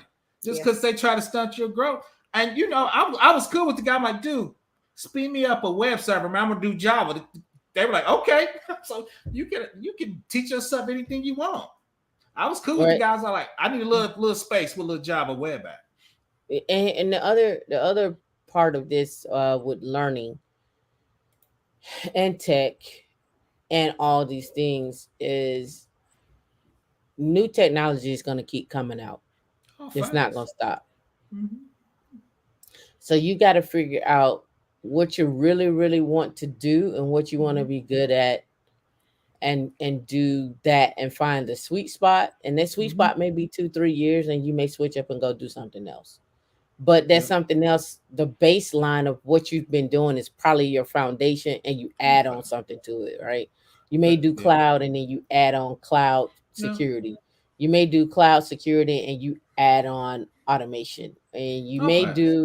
and you may walk away from the cloud and go VMware, right, and be on prem, right? But it's still cloud based in terms of Mhm. the concepts are still the same. You may just do things a little differently. So you have to figure out where you want to be. And Mhm. sometimes the company that you apply for, the current position that you apply for, they may see a better fit for you somewhere else, and you Oh yeah. become this evangelist, and Mhm. now you're speaking at conferences Mhm. and you're promoting products and so forth. Or maybe you become a product manager. Your tech Mhm. journey, you're I can't say that when I started as a Linux administrator, I'm still a Linux administrator now. I can say I'm still a Linux administrator as a foundational Mhm. thing, but overall, I am Linux, DevSecOps, Mhm. cloud, security, Yeah. architecture, system engineering. Right. Like I've kind of fallen a lot of lanes because again, I've done just a lot of things, and Mhm. I'm able to take on, put on different hats in order Mhm. to do those things. Because sometimes, not all the time, but more often for me, this has happened. They don't have anybody else to do it, so I have to Facts. go in Facts. and figure out and do it. So Facts. I may, in some cases I may be the architect, the builder, the client too, Mhm. and at the same time the consultant on what needs to get done. So I get a chance to put on different hats. Sounds like, oh my God, that's a lot. But it gives me leverage to say, well, what did you do at your last job? Well, I was Mhm. on this project, I was the consultant. On this project, I was this. And on this project, I was this. And on this project, and I've been in interviews, and people have asked me, why would a company want to lose somebody like you? Why are you leaving? What's the problem? I was like, because I want new adventures. Like, Mhm. basically, I want some more money. And so Facts. it is what it is. So if you're not gonna pay that, now I've had some nasty recruiters. Don't get me wrong. I've had some nasty recruiters that had reached out to me, and I'm never gonna forget. This is out of Cary, North Carolina, and a recruiter called me saying, "Hey, yeah, I sent that job over. Are you interested?" I said, "What's the pay range?" and so forth and so on. And I think he came with a pay range of like 110 to 120. He's like, it's a good salary, and you can make it right, right. And I was Yeah. like, I said, that's not really a good salary. He's like, what do you mean that's not a good salary? He's like, 110 to 120. You can't live off of that. I said, I make double that now. Why would I go to Mhm. Cary, North Carolina to make 110 to 120? He was like, well, then you should keep your motherfucking job then. And that's what he said. You called Wow. me. You Oh, called facts. me. Facts. Like Facts. I didn't call you. Why you mad, son? And I didn't he call was you. mad, and he was like, I don't understand. Well, why are you getting paid that? He was like, what is it about you that Oh, I've been there. where you can demand that kind of salary? Oh, I've And been you there should before. keep your job. You're lucky. You're lucky. And I was just like, well, He was okay, going through but you something that called day. me, and I'm just telling you it's not a lot. And you telling me, and I get that all the time when Mhm. people call. Boy, I love it when, and no offense to anybody that's listening that's Indian. I love it when the Indian recruiters call and they got Facts. this list that's impossible. And before I even say, like, yeah, I want to talk to you, I ask the question, what is the salary range Mhm. and what is the interview process?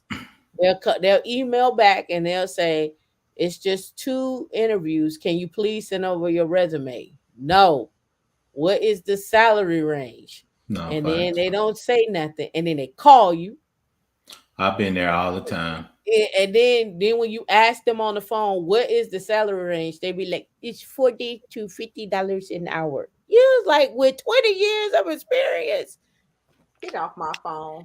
Yeah, but But like you said, it's a range for a certain, like you said, that next level. But the thing you put in there, and a lot of people don't realize is, like you said, is when you've been in the game for so long, all that stuff carries over. You start stacking your skills. When I start learning AWS, I'm like, okay, I understand Linux. It's just a Linux box. Okay, I was a web admin, so I done load balancers. Now load balancers and AWS. Now I'm going to 2 different data centers 100 miles apart. But at the end of the day, it's still a load balancer. We can round robin it or CPU it, right? So a lot of those skills stack up. Okay, I get the disk, I got the EBS, okay, I got the key, I know what encryption is, I've done SSL, I just done it on prem. Now we just got to do it in the cloud, so those stuff doesn't change. I had a view recently with the panelists, and they had that attitude. Always.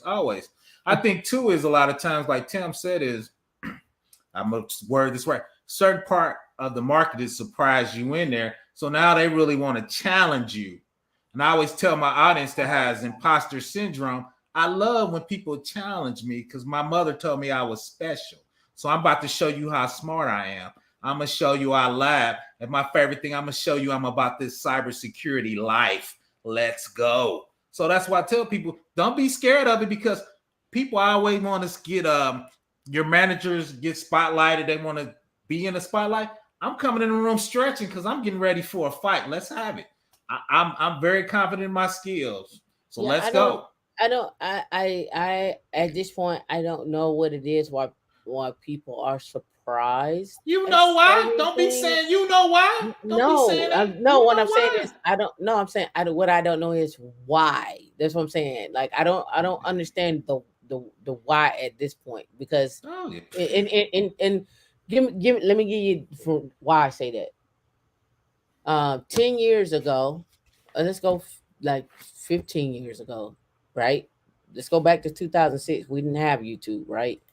And we didn't really have social media, and you would still believe it or not, some people don't believe this, you would still get up every day and go look for a job. Like you literally had to get up and go look for a job.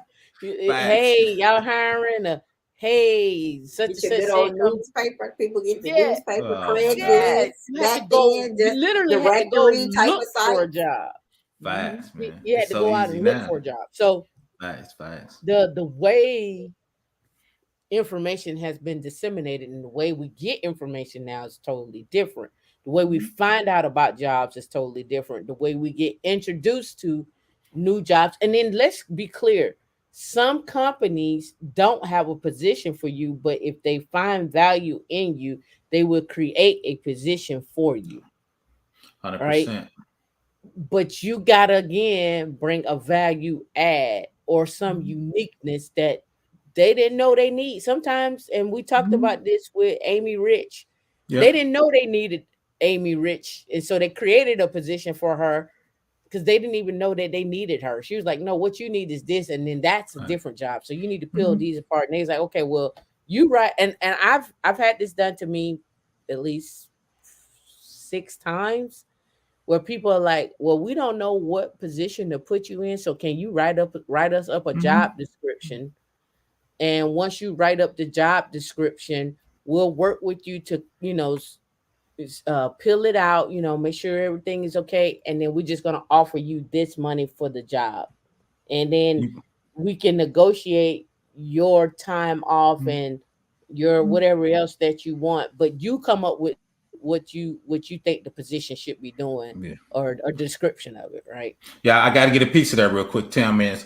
And I've had that done for me a couple of times. What people don't realize is 40% of the jobs posted are already filled. They have to post them because per HR and the government, a lot of those jobs are pre-filled. If you read closely, if they start putting weird technologies that don't go together, that job is for somebody else. And I had a hiring manager, shout out to him. He told me, I go, dude, this is a military installation. If somebody from the military has the same qualifications, they'll get the job. They go, oh, no, they won't. We'll pull it. Let them go away and put it back out because we don't need to leave it out for 3 days. Once that 3 days. So you will see a job and go back, it's gone. That's the reason it's gone, right? It's for somebody. I was like, oh, that's how I work. Oh, I'm glad I'm on this side now, right? So people don't realize a lot of those jobs are pre-filled. Right. And then some jobs are fillers to see what they can get. They are Facts, our facts. feelers to see if they have anybody with this unicorn hybrid, whatever they asking for. Because I mean, we do it in the meetup. We've done it online where we look at job descriptions, and I'm like, these are 4 jobs in one. Like, Facts.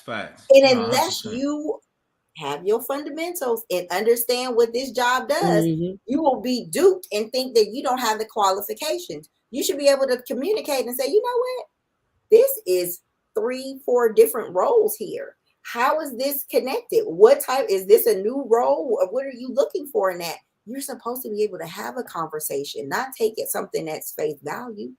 No, Especially if you're coming to a situation trying to be the solution, you should be able to look at it and say, no.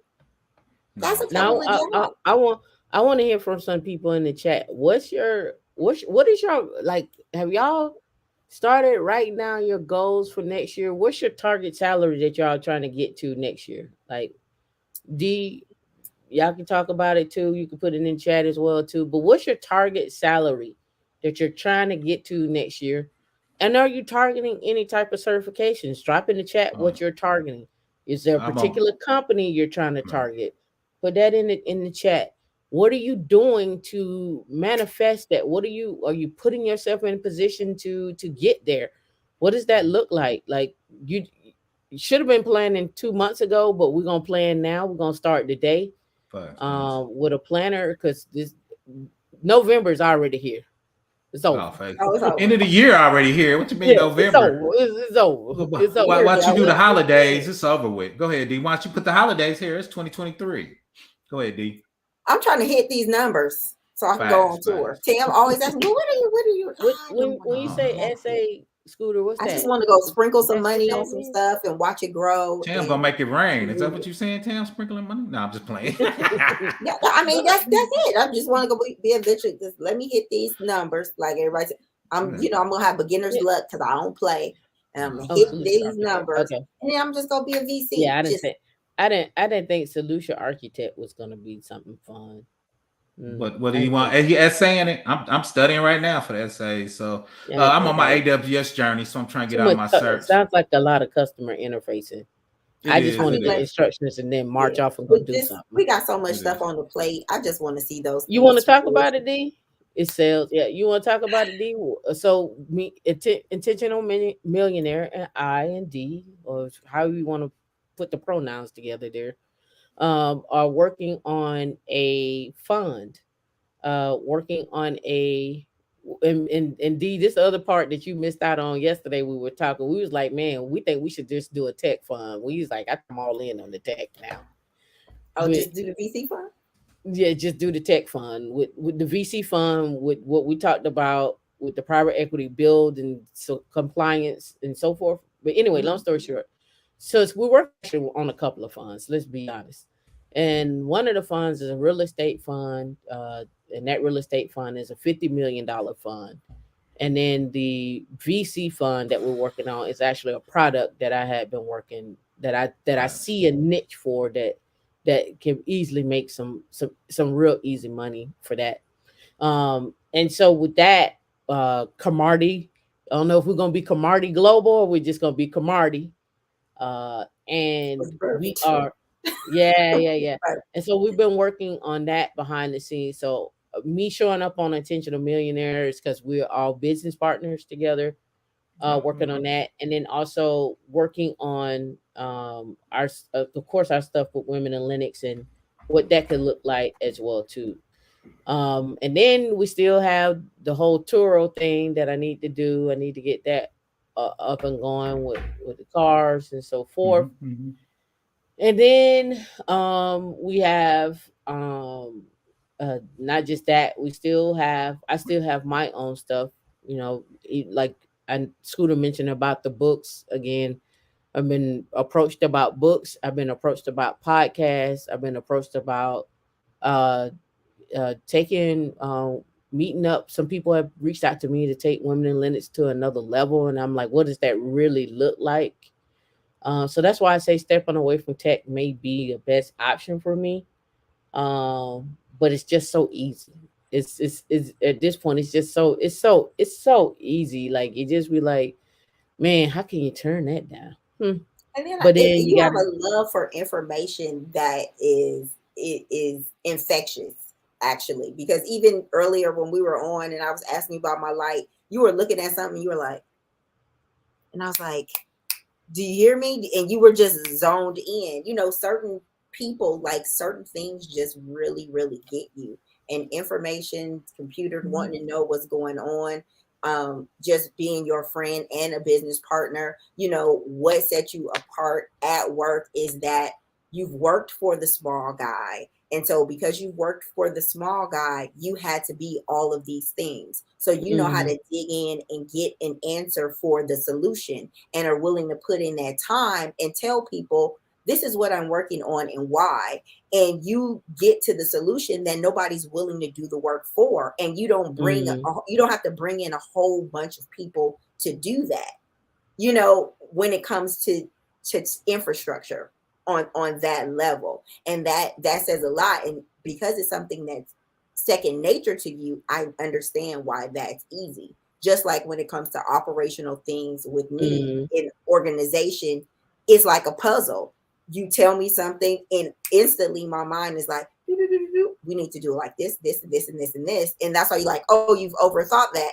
Well, it's just something innate in my brain that will do that. And I just like, okay, well, what are you thinking with that? Because I've already thought what that's supposed to look like. And, you know, the same with you in compliance, Professor Black Ops, like that's already a business, you know, like even if you don't learn anything else, what you do, and it's going to be to the end of time. Now, some new stuff is going to come on the table, but you're going to be, even if you step away, you'll be able to make money as a consultant, bring other people on, write the procedures, and we just go in places and check off stuff. You still need A, you still need B, you didn't do Z, double T, cross the three, like it is what it is. And if this what happens in time, you get the experience, you are the expert in the field, and you do the stuff that nobody really wants to do.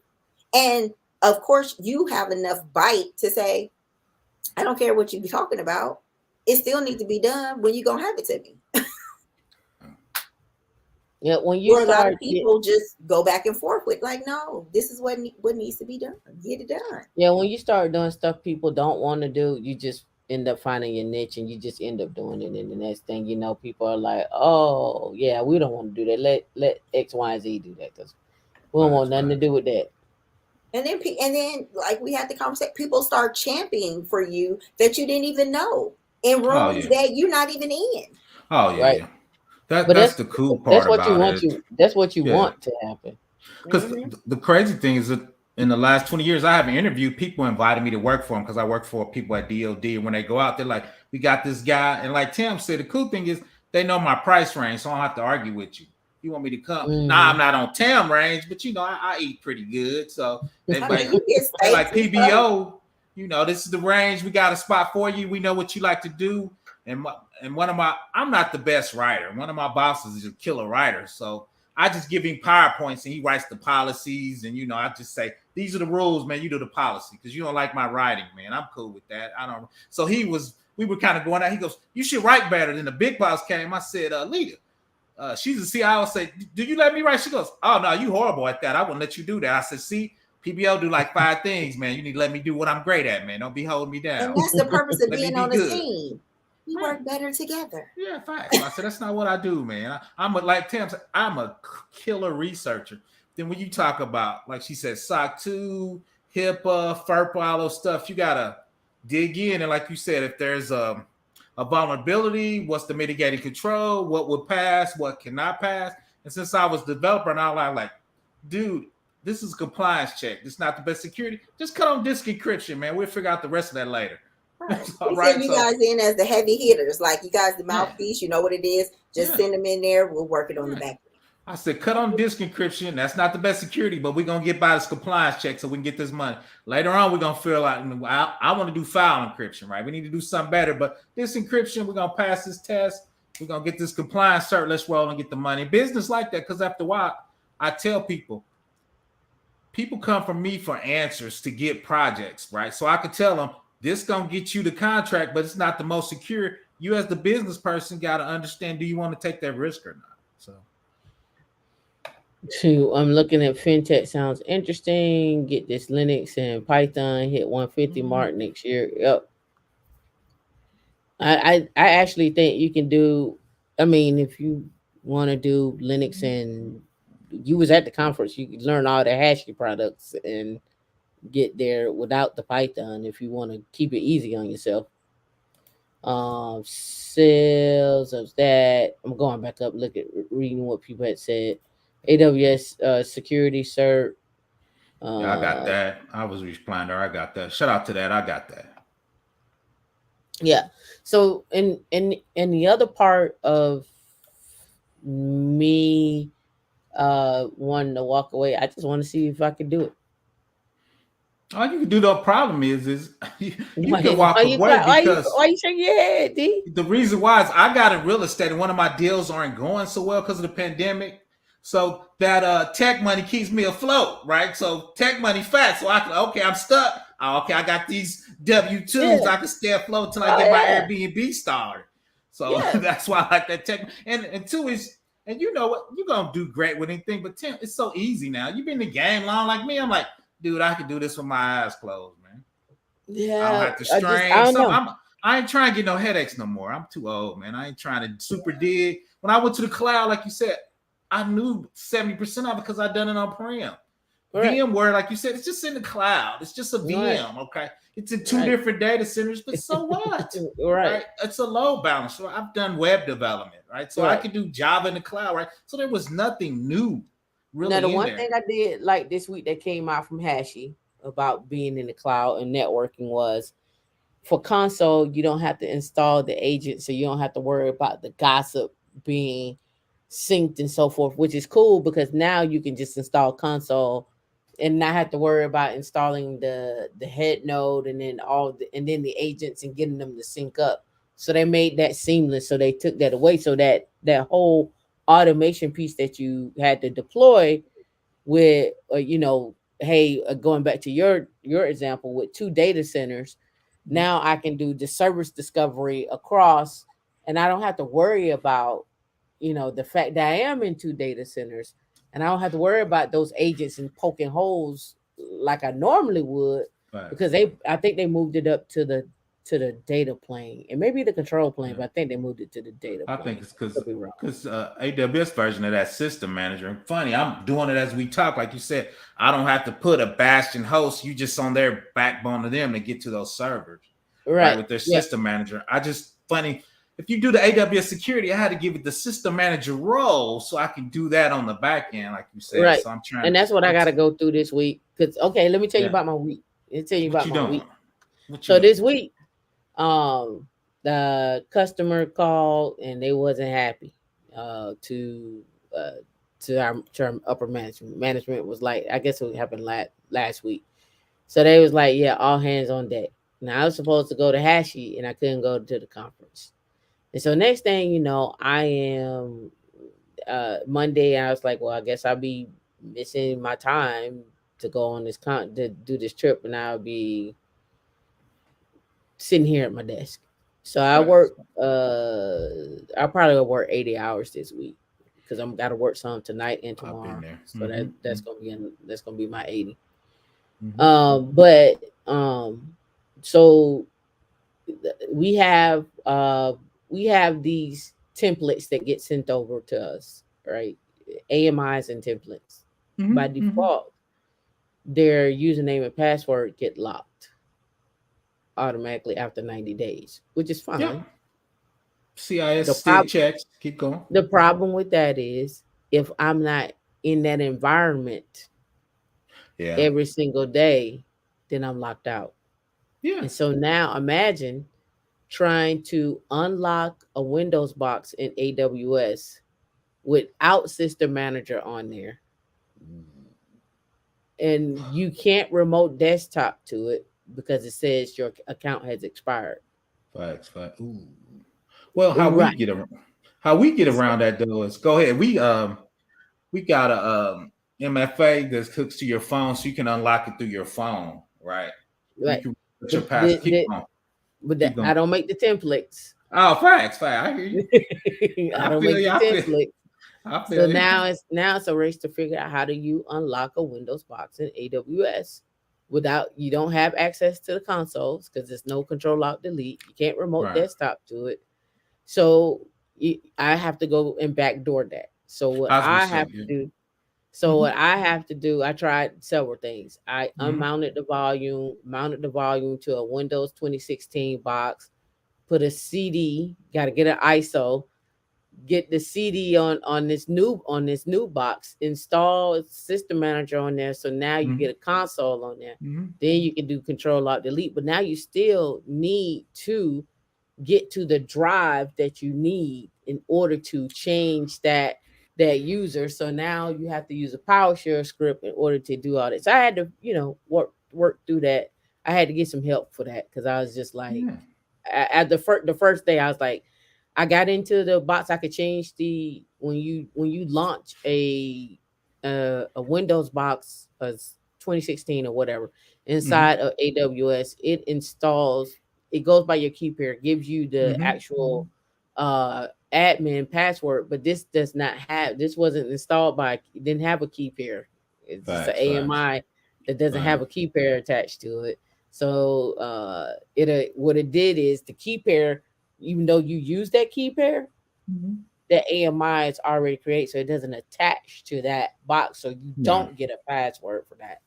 So it was all of those things that I was doing to try to figure out how to get there. And then it was, well, okay, well, I'm gonna have to destroy the environment. So end up destroying the environment and rebuilding the environment Rebuilding didn't it. work Mhm.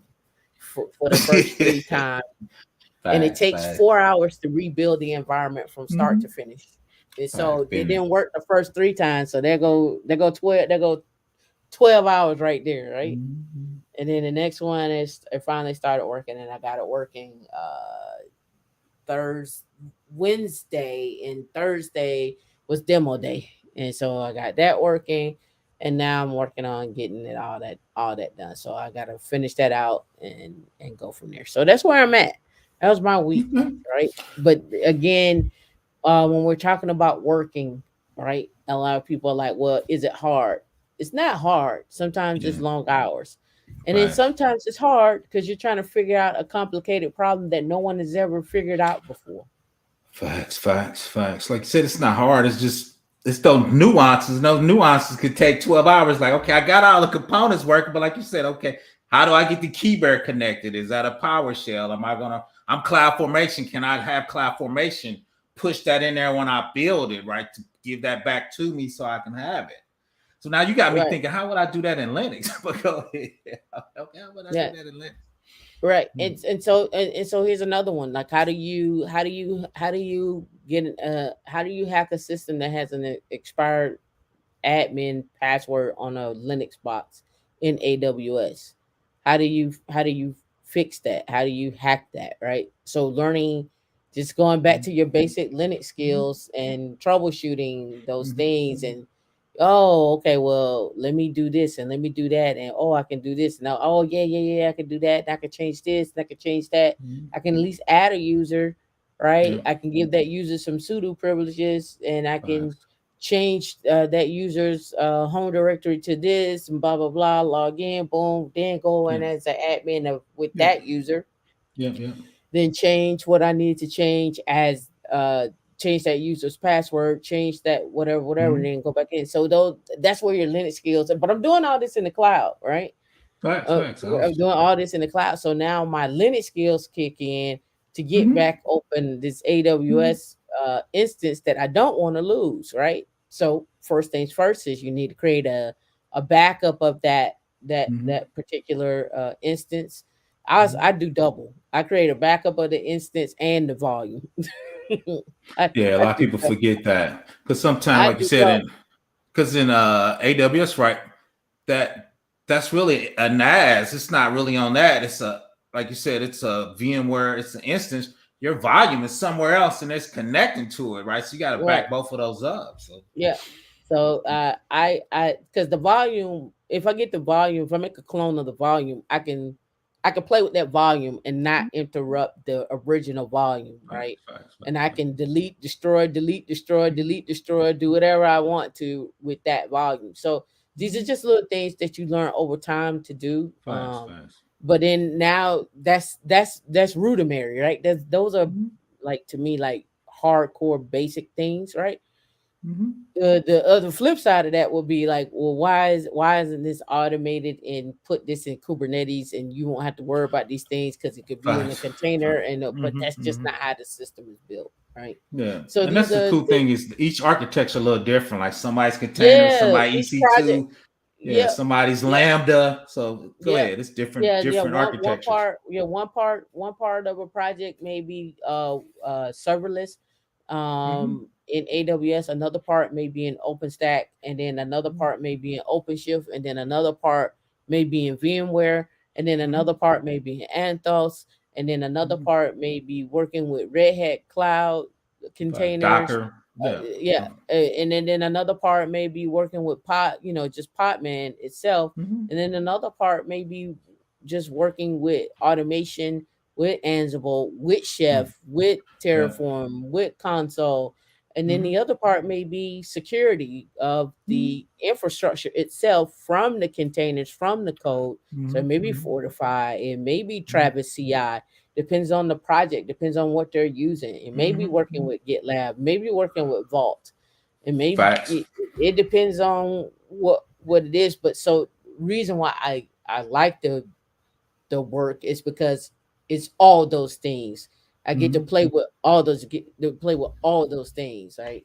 And in some companies, you don't get that. You just pigeonholed, and all you do is use Python and check your code in, and use GitLab, and you might do something with the cloud, but all they want you to do is just your Python stuff, and make sure you do your testing and so forth. So the fact that you can do the ands, the et ceteras, is what keeps your skills relevant and you marketable to do other things. That's my thought. Did you bet? That's 100%. And that's why, like you said, skills stack on each other. So when you do stuff, you just keep adding to your skill set. Shout out to D. I thought she fell down or something. I was worried about her. Shout out to D. Sure. But no, like you said, those skills stack on each other. So it's easy for you to pick up a new tool because it's like, okay, that tool is really similar to that one, or that tool is really that. Or me, I was like, let's just do the AWS stuff, man. They got built-in tools, man. Let's save some money. So, but you've done all that, so you can pick up a new tool. You can say, hey, we can save this license, and I can save you $50,000. Let's just use the AWS service, get some reserve until you get that AWS bill. Right, until you get that AWS bill for that service, until you start not realizing that when you're transferring data from zones to zones, and you getting that bill from them zones to zones, now it's something different. When you don't realize that maybe you don't need that C5 extra large, you may need this, right? It's until funny. You start getting tools and looking at your billing and looking at like what's the best option, like should you be using spot instances? You need to scale something out. You need to figure things out. Like you will start looking like, oh, I need to go read up on some cloud stuff because I need to understand what this is. Like I think at one point, another project that I was on, we was using bare metal machines, and those bare metal machines were $20,000. Facts.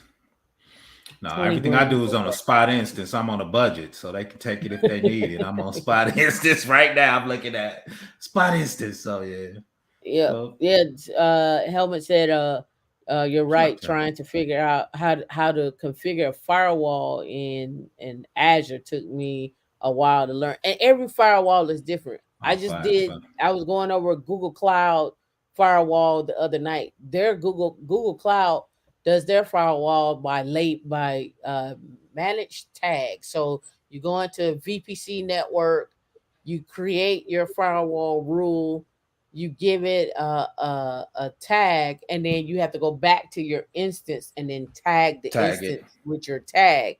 Versus in AWS, you spin up an instance, the security groups are already right there You Right. apply, you go through and open up your ports and go from there. In Azure, is something totally different, and it's not the same, right? Because Right. it pretty much in Azure, I call Azure container management. Everything is in a container, and then inside of that your container or that resource is all your networking, all your servers, all your things that you need. That's how I look at it. No, I feel you. D, are you ready to end the stream? Yeah, because I You know looking a you be little cautious tired, about man. 2 hours. Yeah, I'm gonna I go over didn't say these, anything. a lot of limits and shit. And I know it's been 2 hours, and we got started late too. Facts. I know. But hey, So, you know, I yeah. can All right. always wrap this thing on up. I'm looking at the firewall right now. My Oracle ain't I connected to know my it's a beautiful EC2. day in the A, you know. Oh Beautiful no, day in the I'm hungry and hadn't had nothing to Facts. eat all day. Facts. I'm about to go get me some barbecue. Shout out to Tam and the women of Lennox. I'm about to I'm gonna call my order in and go pick it up and And what get back barbecue in are the you slide. getting? Huh?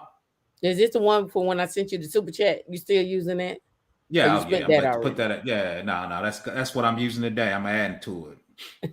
I'm gonna add a little bit to it and give me some tips and little greens and little green beans. Like I'm trying to eat a little healthier with all that meat I'm about to eat. Shout out to me though. Give me a Shout shout out out. to meat. I Shout had out so to much me. meat in Atlanta. Like Facts. I was like, how, when I weighed myself, and I was like, okay, Don't do that. you only Don't do gained that. 4 pounds in Atlanta. Don't weigh yourself. Don't do I that. have to because I'm on my mission. I'm on my I feel mission, you. so I I have feel to you. weigh myself. But No, I I feel had you. a lot of Scooter, you drinks in Atlanta? You in the A? and red meat and Yeah. chickens. Yeah, facts to me. I'm trying to be a broke Rick Ross, man. I'm working on my beard game and my bald head and shit. I Every need day I'm you to hustling. get and your shit. word game. Huh? You say an alternate to Rick Ross. Don't say a broke one because No, we I'm having broke, too man. many money conversations here. No, it's Oh, relative okay. though. When he buying Holyfield's old house, I ain't there I yet. mean, So it it's probably relative. wasn't that much. Oh yeah, I mean, me based on the and location, you be all me right. and D was here for 2 weeks. If we would have known, we would have linked up with you. I'm still here. We would have linked up Damn, with you. You know, hey, I'm gonna have to come down there and we gonna go to dinner or something, man. Go down to Yeah. the A. It's getting a We little gotta cold in the Midwest. I come need to back and head down we gotta south. do an A-Town meetup. An A-Town meetup and a Tampa meetup. Facts out. If You can we go back. do an I'm going to A-Town visit Keep It meetup. Techie. I'm about to go gambling in Las Vegas. Shout out to Keep It Techie. With so many people in it, like I literally had to realize like how isolated I am. It was so many people. I literally came home and had to take a quiet day, even though I went to work. I needed some quiet time. I didn't want to hear a voice. I didn't want to hear extra noise, and I was like, let me just get through this day until I start seeing cross-eyed. Old ATL, old Atlanta. Yeah, should I go see B2B? Hang out with the young people. Oh my God, we were Tam came in. I got into Atlanta Tuesday morning. I was picking up Tam Wednesday night, and I'll just say I have some selfish friends, and they like to go out and have drinks and eat. Facts. That wasn't me. Facts. I was working. I'm old school, man. Facts, man. Have to go check some places out while we there. Facts. Yeah. My mom had a good time. It was her retirement party. Tam's mom had a retirement party. Cool. We had a good time there. 31 years. Oh, that's cool. Shout out to Mama Tam putting in work. Yeah. Annie B, she did it. She had a nice it was just enough people to come out. It was good food, good company. Watch is over here. She got some great gifts. She smiled a lot and laughed. So that was definitely good to see her in good spirits. I'm very excited about her next journey. She's a 2-time cancer survivor. So to see her out and about was definitely amazing. Definitely amazing. That is cool. Now we just got to get her some glasses. I need to get some glasses. While we're getting people glasses, I need to get me some. So I got her this watch. This the watch I got her. That watch. That's beautiful. I got her that watch, right? That looks good. And she put it on, and she was like, "Oh, okay, yeah." Right? Oh, facts, man. That's how my mom used to be. Yeah. So last night I said, Mom, why don't you try on my watch, right? Let me see what it fit like on your wrist. So this my watch that I bought myself. So I got this watch, right? Oh, you can't see it. Okay. I got that one. So she tried it on. And she's like, yeah, I like your watch over my watch. Yeah, I want that one. I was like, oh, okay. And she was like, whatever it is, go on and get that for me. You go on and get me one of those because that's what I Facts, want. facts. She was like, I don't why when you bought your watch, why you just didn't buy two of them? That way Facts. I could have one and you could have one. I said, or you could Ooh. just take what this watch is right here that's really nice for you, you know, and wear that Nah. one. She was like, well, how much does it cost? I said, don't worry about you said I said, you want to know my watch or your watch? No, your watch. I said, don't worry about what my watch costs. You don't worry about those things. Don't Facts, worry your man. pretty little head about that watch. Facts, facts. Don't worry about that. She was like, it must be expensive. She was like, you would be selfish and buy yourself the expensive watch and give me the cheap one. Facts. Shit, I agree with Mama She said Tam. that. She's Yeah, like, I she's love it. shortchanging Mama Tam, man. You gotta get her the better watches. And the B is petty. She is petty. Facts. She's so petty. I had to sky up on her petty self. Like on that, I'm leaving here tonight. Give me a hug and I'll see you later. Oh, she's Yeah, so she's petty. It's so yeah, funny. I love it. she was like you selfish. She was like you could have took the cheaper watch and just gave me the expensive one. I'm the one that retired. I'm the one that put in the years. No, facts, facts, So- facts, That's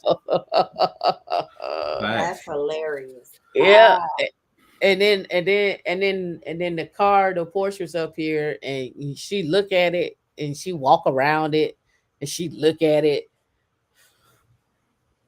This ain't enough car. You need more car. I was like, no, I don't need no more car. This is perfect, right? It's a sports car. It's does what it's supposed to do. And she was like, it's cute, but it ain't got no back seat. I was like, does. I was like, I have no kids. Facts, I, facts. it's got a trunk for my stuff. What else do we need? She's like, well, can't Has nobody room ride for with you. friends. Can't Room for you a can't friend. yeah, she's like, you can't go nowhere in it with nobody. I'm like, yes, I can. I could go plenty of places. And she got mad because I wouldn't ride to the party with her to her retirement party. I was like, I don't need to. I'm gonna drive my car. Oh, you just want to ride in your Porsche. That's all. Yes. Yes. Yes. Facts, facts. That When is she was true. looking at the luggage that was in the truck, she was like, is this don't fit in there? I said, that's how I got it up there. I said, yes. And she was just like, and when it all fit, she was like, yes. Ain't And I'm nobody else in leaving the tonight. car. It's a back seat. It's a It's full plenty back room seat. in here. Plenty of Plenty room. room. It's plenty room. D picked And me up. I'm I leaving had two tonight. suitcases. I had a small one that fit inside, and then the big one you just throw it in the back, pull the top up, keep pushing. It's plenty of room. We're ready. I'm ready. Plenty of room. It can fit golf clubs. It can fit enough for two people to go on a trip. It's plenty of people I know that go cross country in a two seater in that Jaguar F Type. Now this got more room than the F Type, and then in the Porsche too. Yeah, that's Hmm. right. I'm not a Uber. I don't need nobody in the back seat. I'm not taking nobody nowhere. We done. No. Like once I hit the road, we on the road. One thing I can say about Atlanta Scooter, and it has always been this way, it is the Indy 5000 out here. If you ain't doing 100, don't get on the highway. You gotta do 100. If you're not doing 100, especially if you're on 20, and then when you get downtown 75, 85 connector, where everybody's trying to figure out where they need to be, once that break up, and you hauling up to Marietta, you hauling up 85 to Piedmont, getting up on 400, you better ride. That's funny. And somebody is gonna be in the far left lane and cut all the way across to get off. They gonna Facts. do. You better be ready. You better have your eyes and your ears ready, because they do not play. And I was like, this driving is it. Well, California has etiquette, but I drove a motorcycle in Atlanta, so I get it. But I'm just like,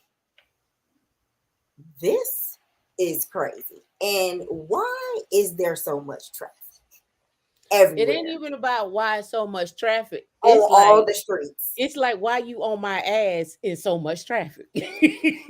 Facts. Like what? Like why? Where are you going? Where are you going? Listen, man. Let me tell you, when I leave coming up and I get up I'm on 20 and I know I'm going into the city, I don't care what it is. Once you break up and you get up there by Candler Road, it's Indy 5000. Is everybody is going. It ain't why are you going for what you doing 75 for? You need to be in the slow lane, and even in the slow lane, you gonna get hawked down. Is 100. Why you ain't doing 100? You ain't doing 100. I don't know what it is. No. Yeah, Houston. I got cussed out by a man like when I was trying to get off, and I was almost off, and me and the guy got off like at the same time, and I rolled my window down and I did the U. I was like, I was just trying to get off. He was like, I'm sorry. I was very ugly. I was nasty for no reason. You're right. Like, no, dude. Let me tell you something. This is true. And Dee's been in the car. This is true story. Let me tell you something. Driving a sports car brings out the most haters in the world. Facts. You talking about some people that I have had minivans. I've had F-150s. F-150s, like 120. You better get up out of there. Cars with the little zzz on them.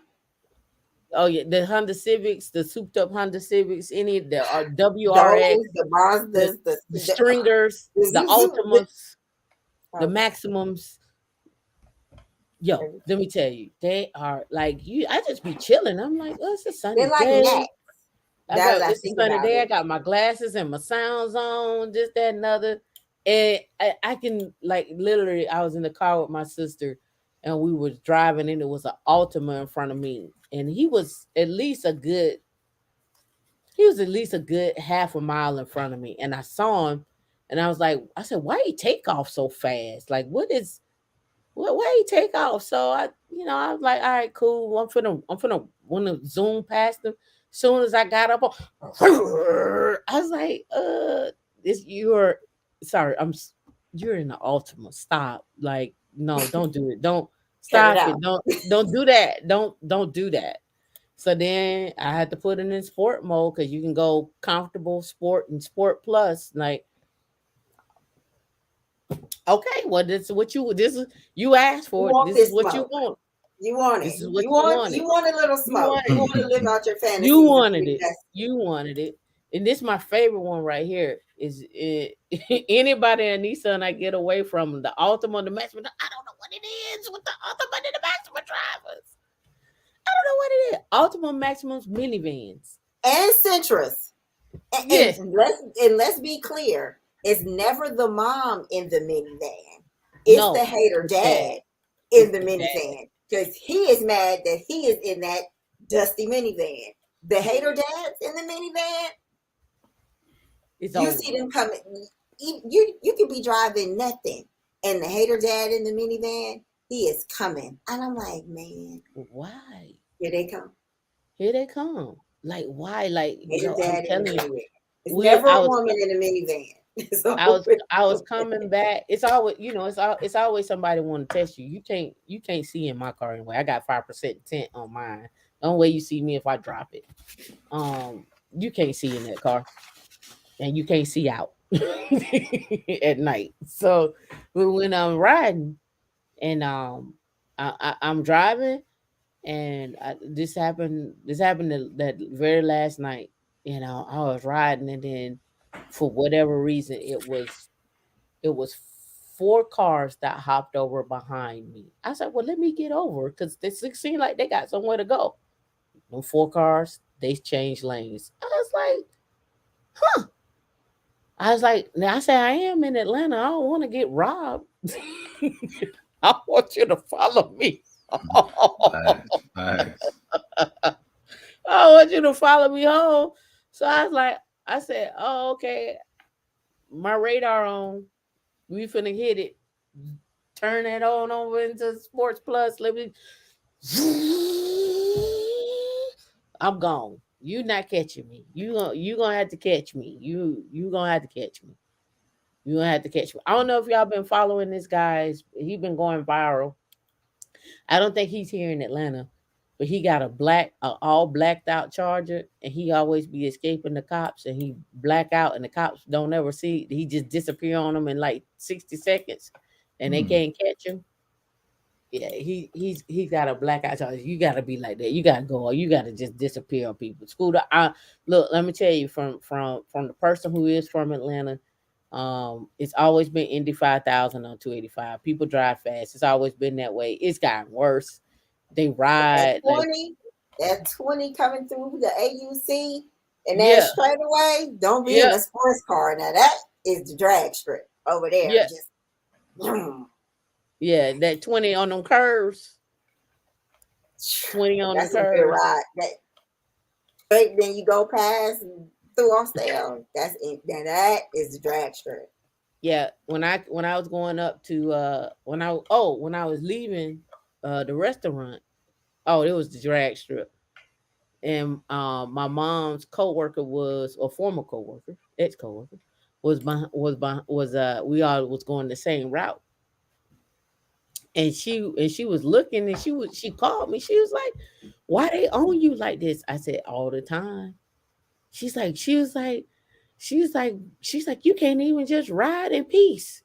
I was like, all the time. I was like, it don't ever fail. And this was a CRX that was up on me. And it'd be crowded out there, so you can't really maneuver and drive how you want to. But if you got skills, you can dip and be out. But yeah, Atlanta is like you say. I'm assuming it's Dade City or Dodge Central. I don't know what it is. What's Dodge Central? DODE Central? You don't know? I don't know. In theory, I know. Challengers, Chargers, and Cougars, and Cutlasses. Is Hot that Boy Central. Hot Boys. Hot Boys, baby, you got. Yeah, they come out. I was just like, ooh, I'm so glad we are like in Midtownish, like with the top down, because I don't know how I'm feeling about any other place, because it's the Wild Wild West. I said things like this, I'm glad we're just kind of like little bougie. What with the top up and right with the top down, little bougie, like like I can go to the Houston Dope Peachtree and be like, hey, buddy, like I like that's my homegirl spot, and she know the valet, and got names of people like, hey, I don't want no smoke. Everybody drive Chargers and Hellcats. Now it's funny y'all say that, right? Because I was looking at a stream yesterday, and they were talking about black people have not made any cars. However, I went and looked up some information. The person who created the Hellcat and the Challenger is a Haitian brother. And then I went in, so it's seven different people just from this particular website, and I'm pretty sure there's been more that have contributed to making it. Now we know the Chrysler 300 comes from our brother's design. The Charger comes from our brother's design. General Motors, in fact, the oh gosh, I gotta find it. In fact, it's a sister that actually created a design for General Motors, but she comes under the tutelage of Edward Mullen, I think that's his name. Uh, Made cars. Um, it was a guy, and he's over at General Motors, and he's taught other people to how to make cars. Uh, see General Motors. Let me look up his name, the guy name. Yeah, so here we go. Black designers are reinventing America's most iconic cars. And but the one guy that stands out. So this one of the chicks right here, Crystal Wyndham. She's Cadillac's director of interior designs and shows off upcoming Celestique. This is when we should be getting Al on the phone. But she comes under the tutelage. Yeah, she's been at General Motors for 27 years as design manager, but she comes under somebody else's tutelage. Tutelage. For this. What'd you say? Tutelage. You sound like your mother. Yeah, she does. Is this him? McKinley Thompson Jr. was over at Ford. He's the first African American designer and worked on the blue ovals. See, they're talking about the Bronco there. We know about the Chrysler 300. Ralph Gillis was another one. Began the Fiat Chrysler design in 2015. I think it's Richard Patterson is who I was talking about. I think he's the one over at General Motors. Here he is, Ed Wilburn is who I was talking about. I know who you're talking about, the guy that worked at Tesla. But the guy that worked at Tesla, he left and went and started his own one. Yeah, Ed Wilburn is who I was talking about. The first chick came under him. And see, and they added the Corvette, the C8 Corvette. So when you see like, oh, this is something that we would drive, it is something we would drive because it's something they know that that we would drive. Like they got an idea, like we want it chunky, we want to hear the engine, we want to hear that. That's our thing. So I thought it was very interesting because we always say we make nothing, but we have contributions to the auto industry from many different ways, from the designs to the interior to even the leather, the pick out of the leather. I can say that I would say Al had her contributions to General Motors with opening up the different locations and how they would look, what that should look like, from even as an industrial engineer picking out the making sure that the leather and the materials were quality and so forth, right? So just different things like that. Tam Master P and his son, yeah, working with the black car designer, yeah, the supercar, yeah. He just can't get nobody to back him for mass production for that car. I looked at it at purchasing that car. But I'm like, well, how long does it take him to produce it? Is it going to be a year? What all goes into that producing that car? And if something breaks on it, who gonna fix it? Who gonna fix that, right? So those little things are nuances for me. Yeah. Someone needs to design a sports car specifically for tall guys. That's what the Chrysler 300 was for. I was just about to say the Chrysler got, because in talking to tall guys, like sometimes a sports car they feel is too dainty, like it's not enough car, and they don't necessarily want to drive in a SUV or a truck, like a pickup truck. So like the Chrysler, and I saw when it came out, the Chrysler 300, they got like this coupe type sports car. It was nice. How tall was Tim? 6'11", 6'8"? 8 in He Miramar. was 6'8". Yeah. And he drove a Viper and an M4, but he would just push his seats all the way to the back, and he would get out of those. So, yeah, 6'5". Yeah, the Chrysler 300 is what I normally see guys got. Anybody that gets an F type, you can't be over 6 feet, and you pushing it with 6 feet. 5'11" is probably really comfortable. 6 feet is like, I don't see tall guys in a Porsche. Even though you could push the seat back, it may not go back far enough. So I think you're probably gonna cap out at 5'11", maybe 6 feet. But 6'11", whatever. I don't know. I don't see that. I'm still trying to figure out how what's his name? What's that guy name? How he get in the car? Shaq.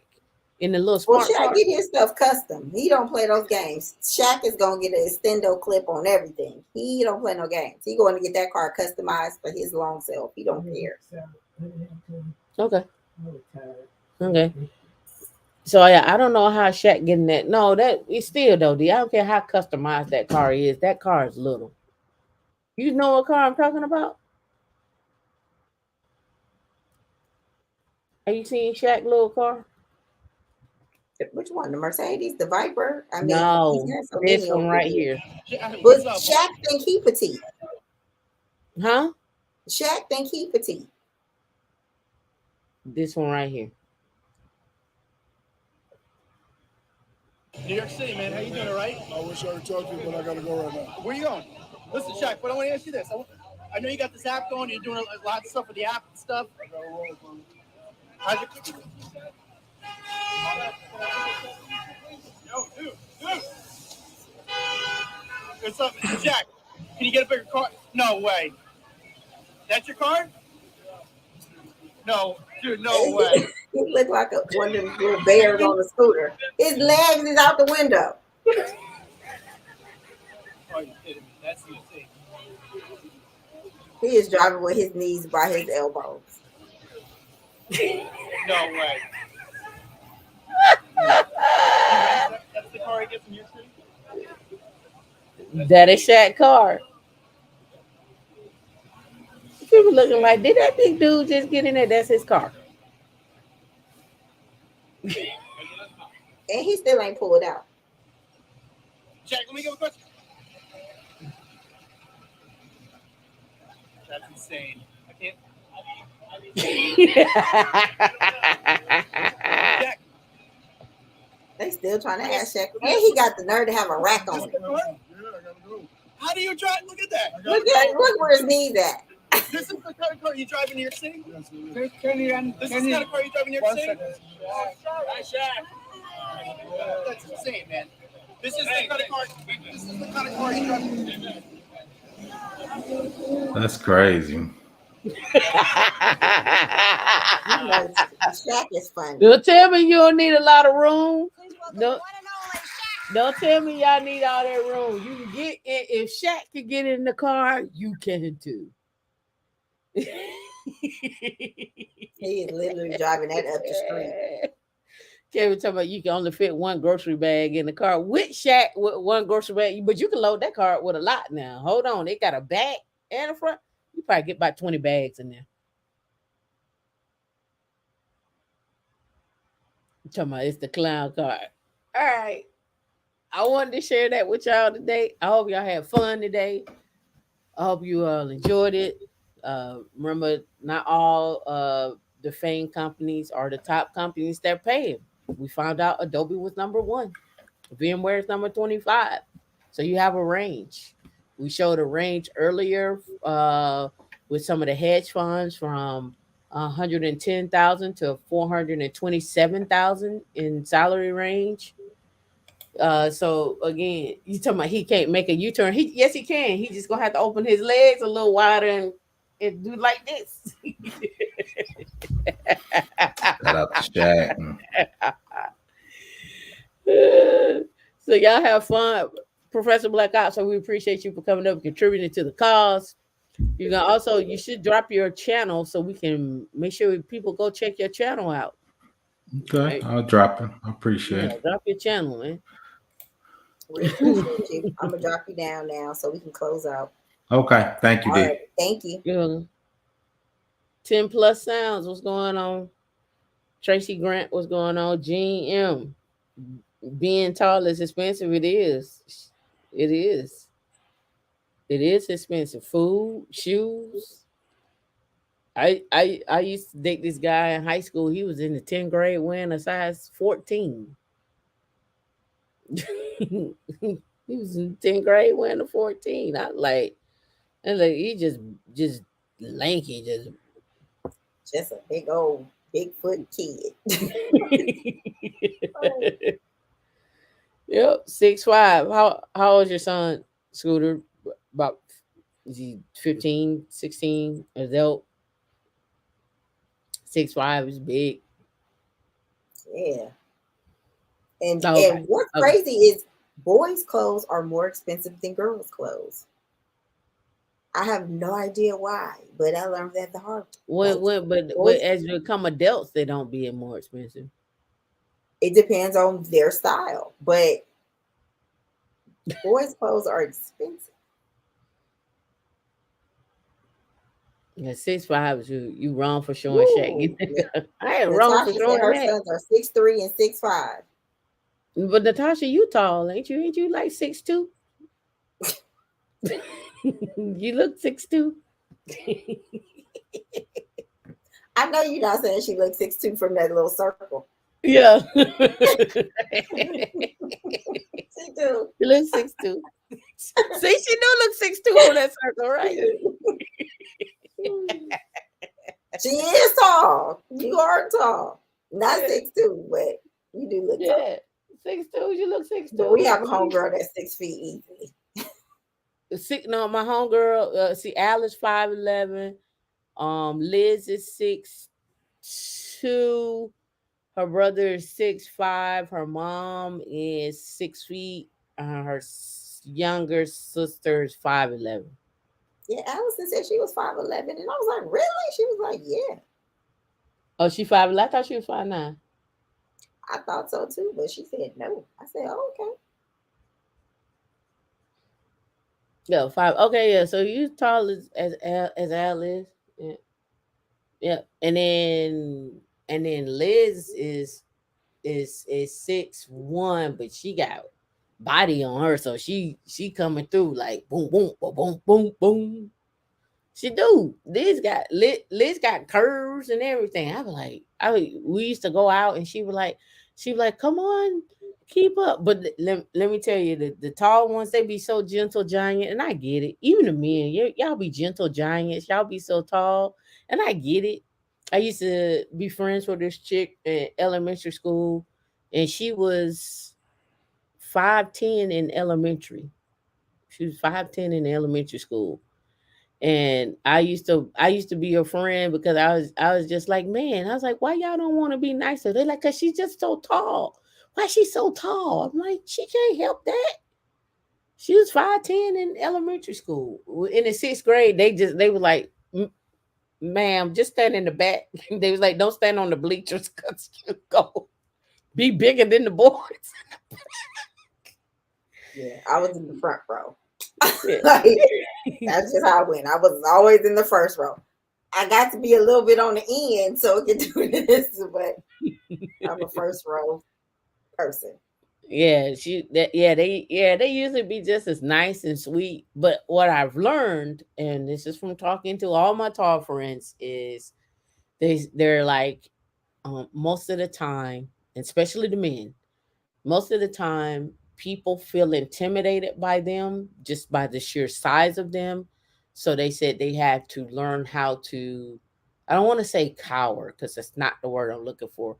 They learn to how to be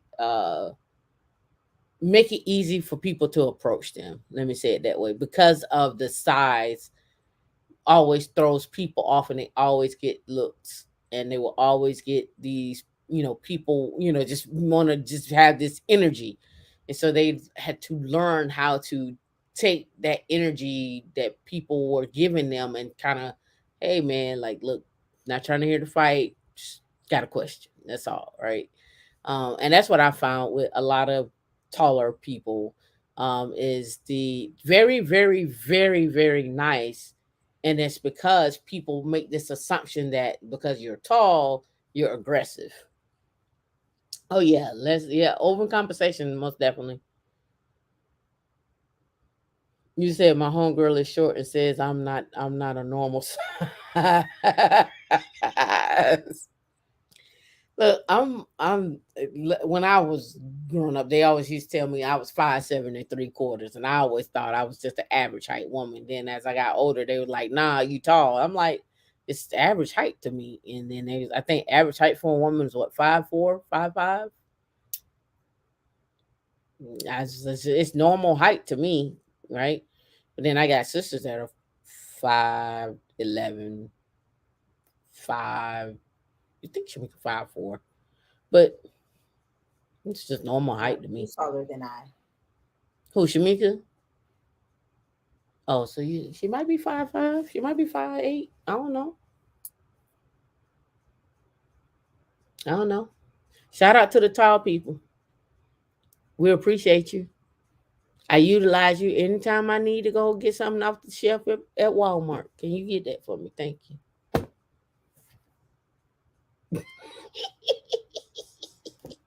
We appreciate you. All right, D. We've had enough. I got to order food because somebody didn't bring me back nothing to eat. Somebody went to Maggiano's and was like, I didn't get you nothing. The little brown stew chicken from the place that she got was good, but everything else in the plate was like. And I told her, I said, it tastes kind of like barbecue. She said, it's what they do. That's what they do. They barbecue their chicken. I said, this kind of tastes like barbecue. That's what they do. What's the name of it again? Crusty Crustacean chicken. No, what's the name crusty of the crab? No, crusty. Crusty something. What's the name of the? It's from New York. Chain. I forgot, but I was like, from New York. They like barbecue. Yeah, that's why like I don't like barbecue. they supposed to have like a good jerk chicken, but the jerk chicken be tasting golden like crust. grilled. Yeah, it tastes like a golden crust. They were known for their patties and then start making other stuff, but nah, it ain't. The little, like I said, the little chickens down like they taste like a little barbecue, like fancy barbecue. And I was like, oh, this is tasty. And then I had the rice and peas, and I was like, I was like, yeah, golden crust. I got them one time because they up the street from the house, and I was like, yeah, I'm gonna get me some jerk chicken up the street. I'm gonna try something new. I ain't going back over there to that spot no more. They ain't gotta worry about us no more. They ain't gotta worry about me no more. Every time we go in there, they ain't got. If you ask for pepper, they ain't got salt. If you ask for chicken, they ain't got legs. If you ask for rice, they ain't got rice. They ain't got no peas to go with the rice. You want to pay, you can't use credit. You want to pay the credit card machine don't ain't work. No chicken, ain't no beef, it's gone. You're not gonna get a hush. What is that? The little piece of bread. Yeah, the little extra bread. You ain't gonna get that. If you want jerk chicken, it's gonna be 2 hours. If you want, no plantain, like and no plantain, full price. Yeah, you ain't go. Well, what you got? We got rice. We got rice and some jerk and jerk chicken sauce. Well, give me that. That's all.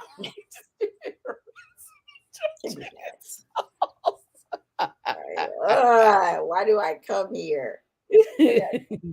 And I was going in there to try golden crust, and I went in there and I came home. I got a big plate too. I was like, yeah, give me the biggest one you got. Yeah. Go eat this. Yeah. I sat down. I like, throw that out. I took 3 bites. I was like, throw the whole plate away. I think authentic Caribbean restaurants, it's always going to be the same. So it's going to be a long wait. You're going to talk to uncle, auntie, and all of them. Then you're going to go outside. Then you wait. Something is going to be off. Like, hopefully they'll find out. They'll let you know beforehand. But usually when your plate come up, they tell you what they ain't got. But Now the Trini, there's a Trini spot we went to, but they closed down. But they make their food to order, everything fresh. So you go in there, you want jerk chicken, they making jerk chicken fresh. So it's gonna they tell you it's gonna be 45 minutes to an hour. And that was just like the spot we was at when we was in St. not St. Martin. Lucia, St. Martin. Martin. Everything was made to order. So But we went you there for the experience. Like we knew dinner. We were we gonna went there walk for down there. drinks. Dinner. It was gonna be the same people. We was gonna, shoot the shit, have a good time. That was like our pre-night activity. That was our cheers. Yeah. That was our have a cheers. beer. We already know if we going in there and we want some roti, you might well sit back and relax and get you an appetizer because that roti is gonna take 45 minutes to an hour for them to do it, and then your appetizer gonna take 30 minutes. So by the time you get your appetizer, your roti still ain't started yet. So You never rush. You never rush. Don't unless you call your order in that afternoon after lunch break. You can't rush it. Don't go in there rushing unless No. you get the patty that they don't have. and then even the patties, they don't even have the patties ready. They be like, oh yeah, it's gonna be 30 minutes for the patties. You like, for a patty? Yeah, 30 minutes. When So you you think might as about well it, just wait. And then my fish spot done closed down. I can't get no snapper sandwich.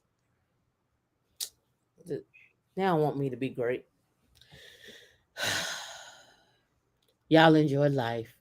If somebody got a good fish spot here in Atlanta, let me know.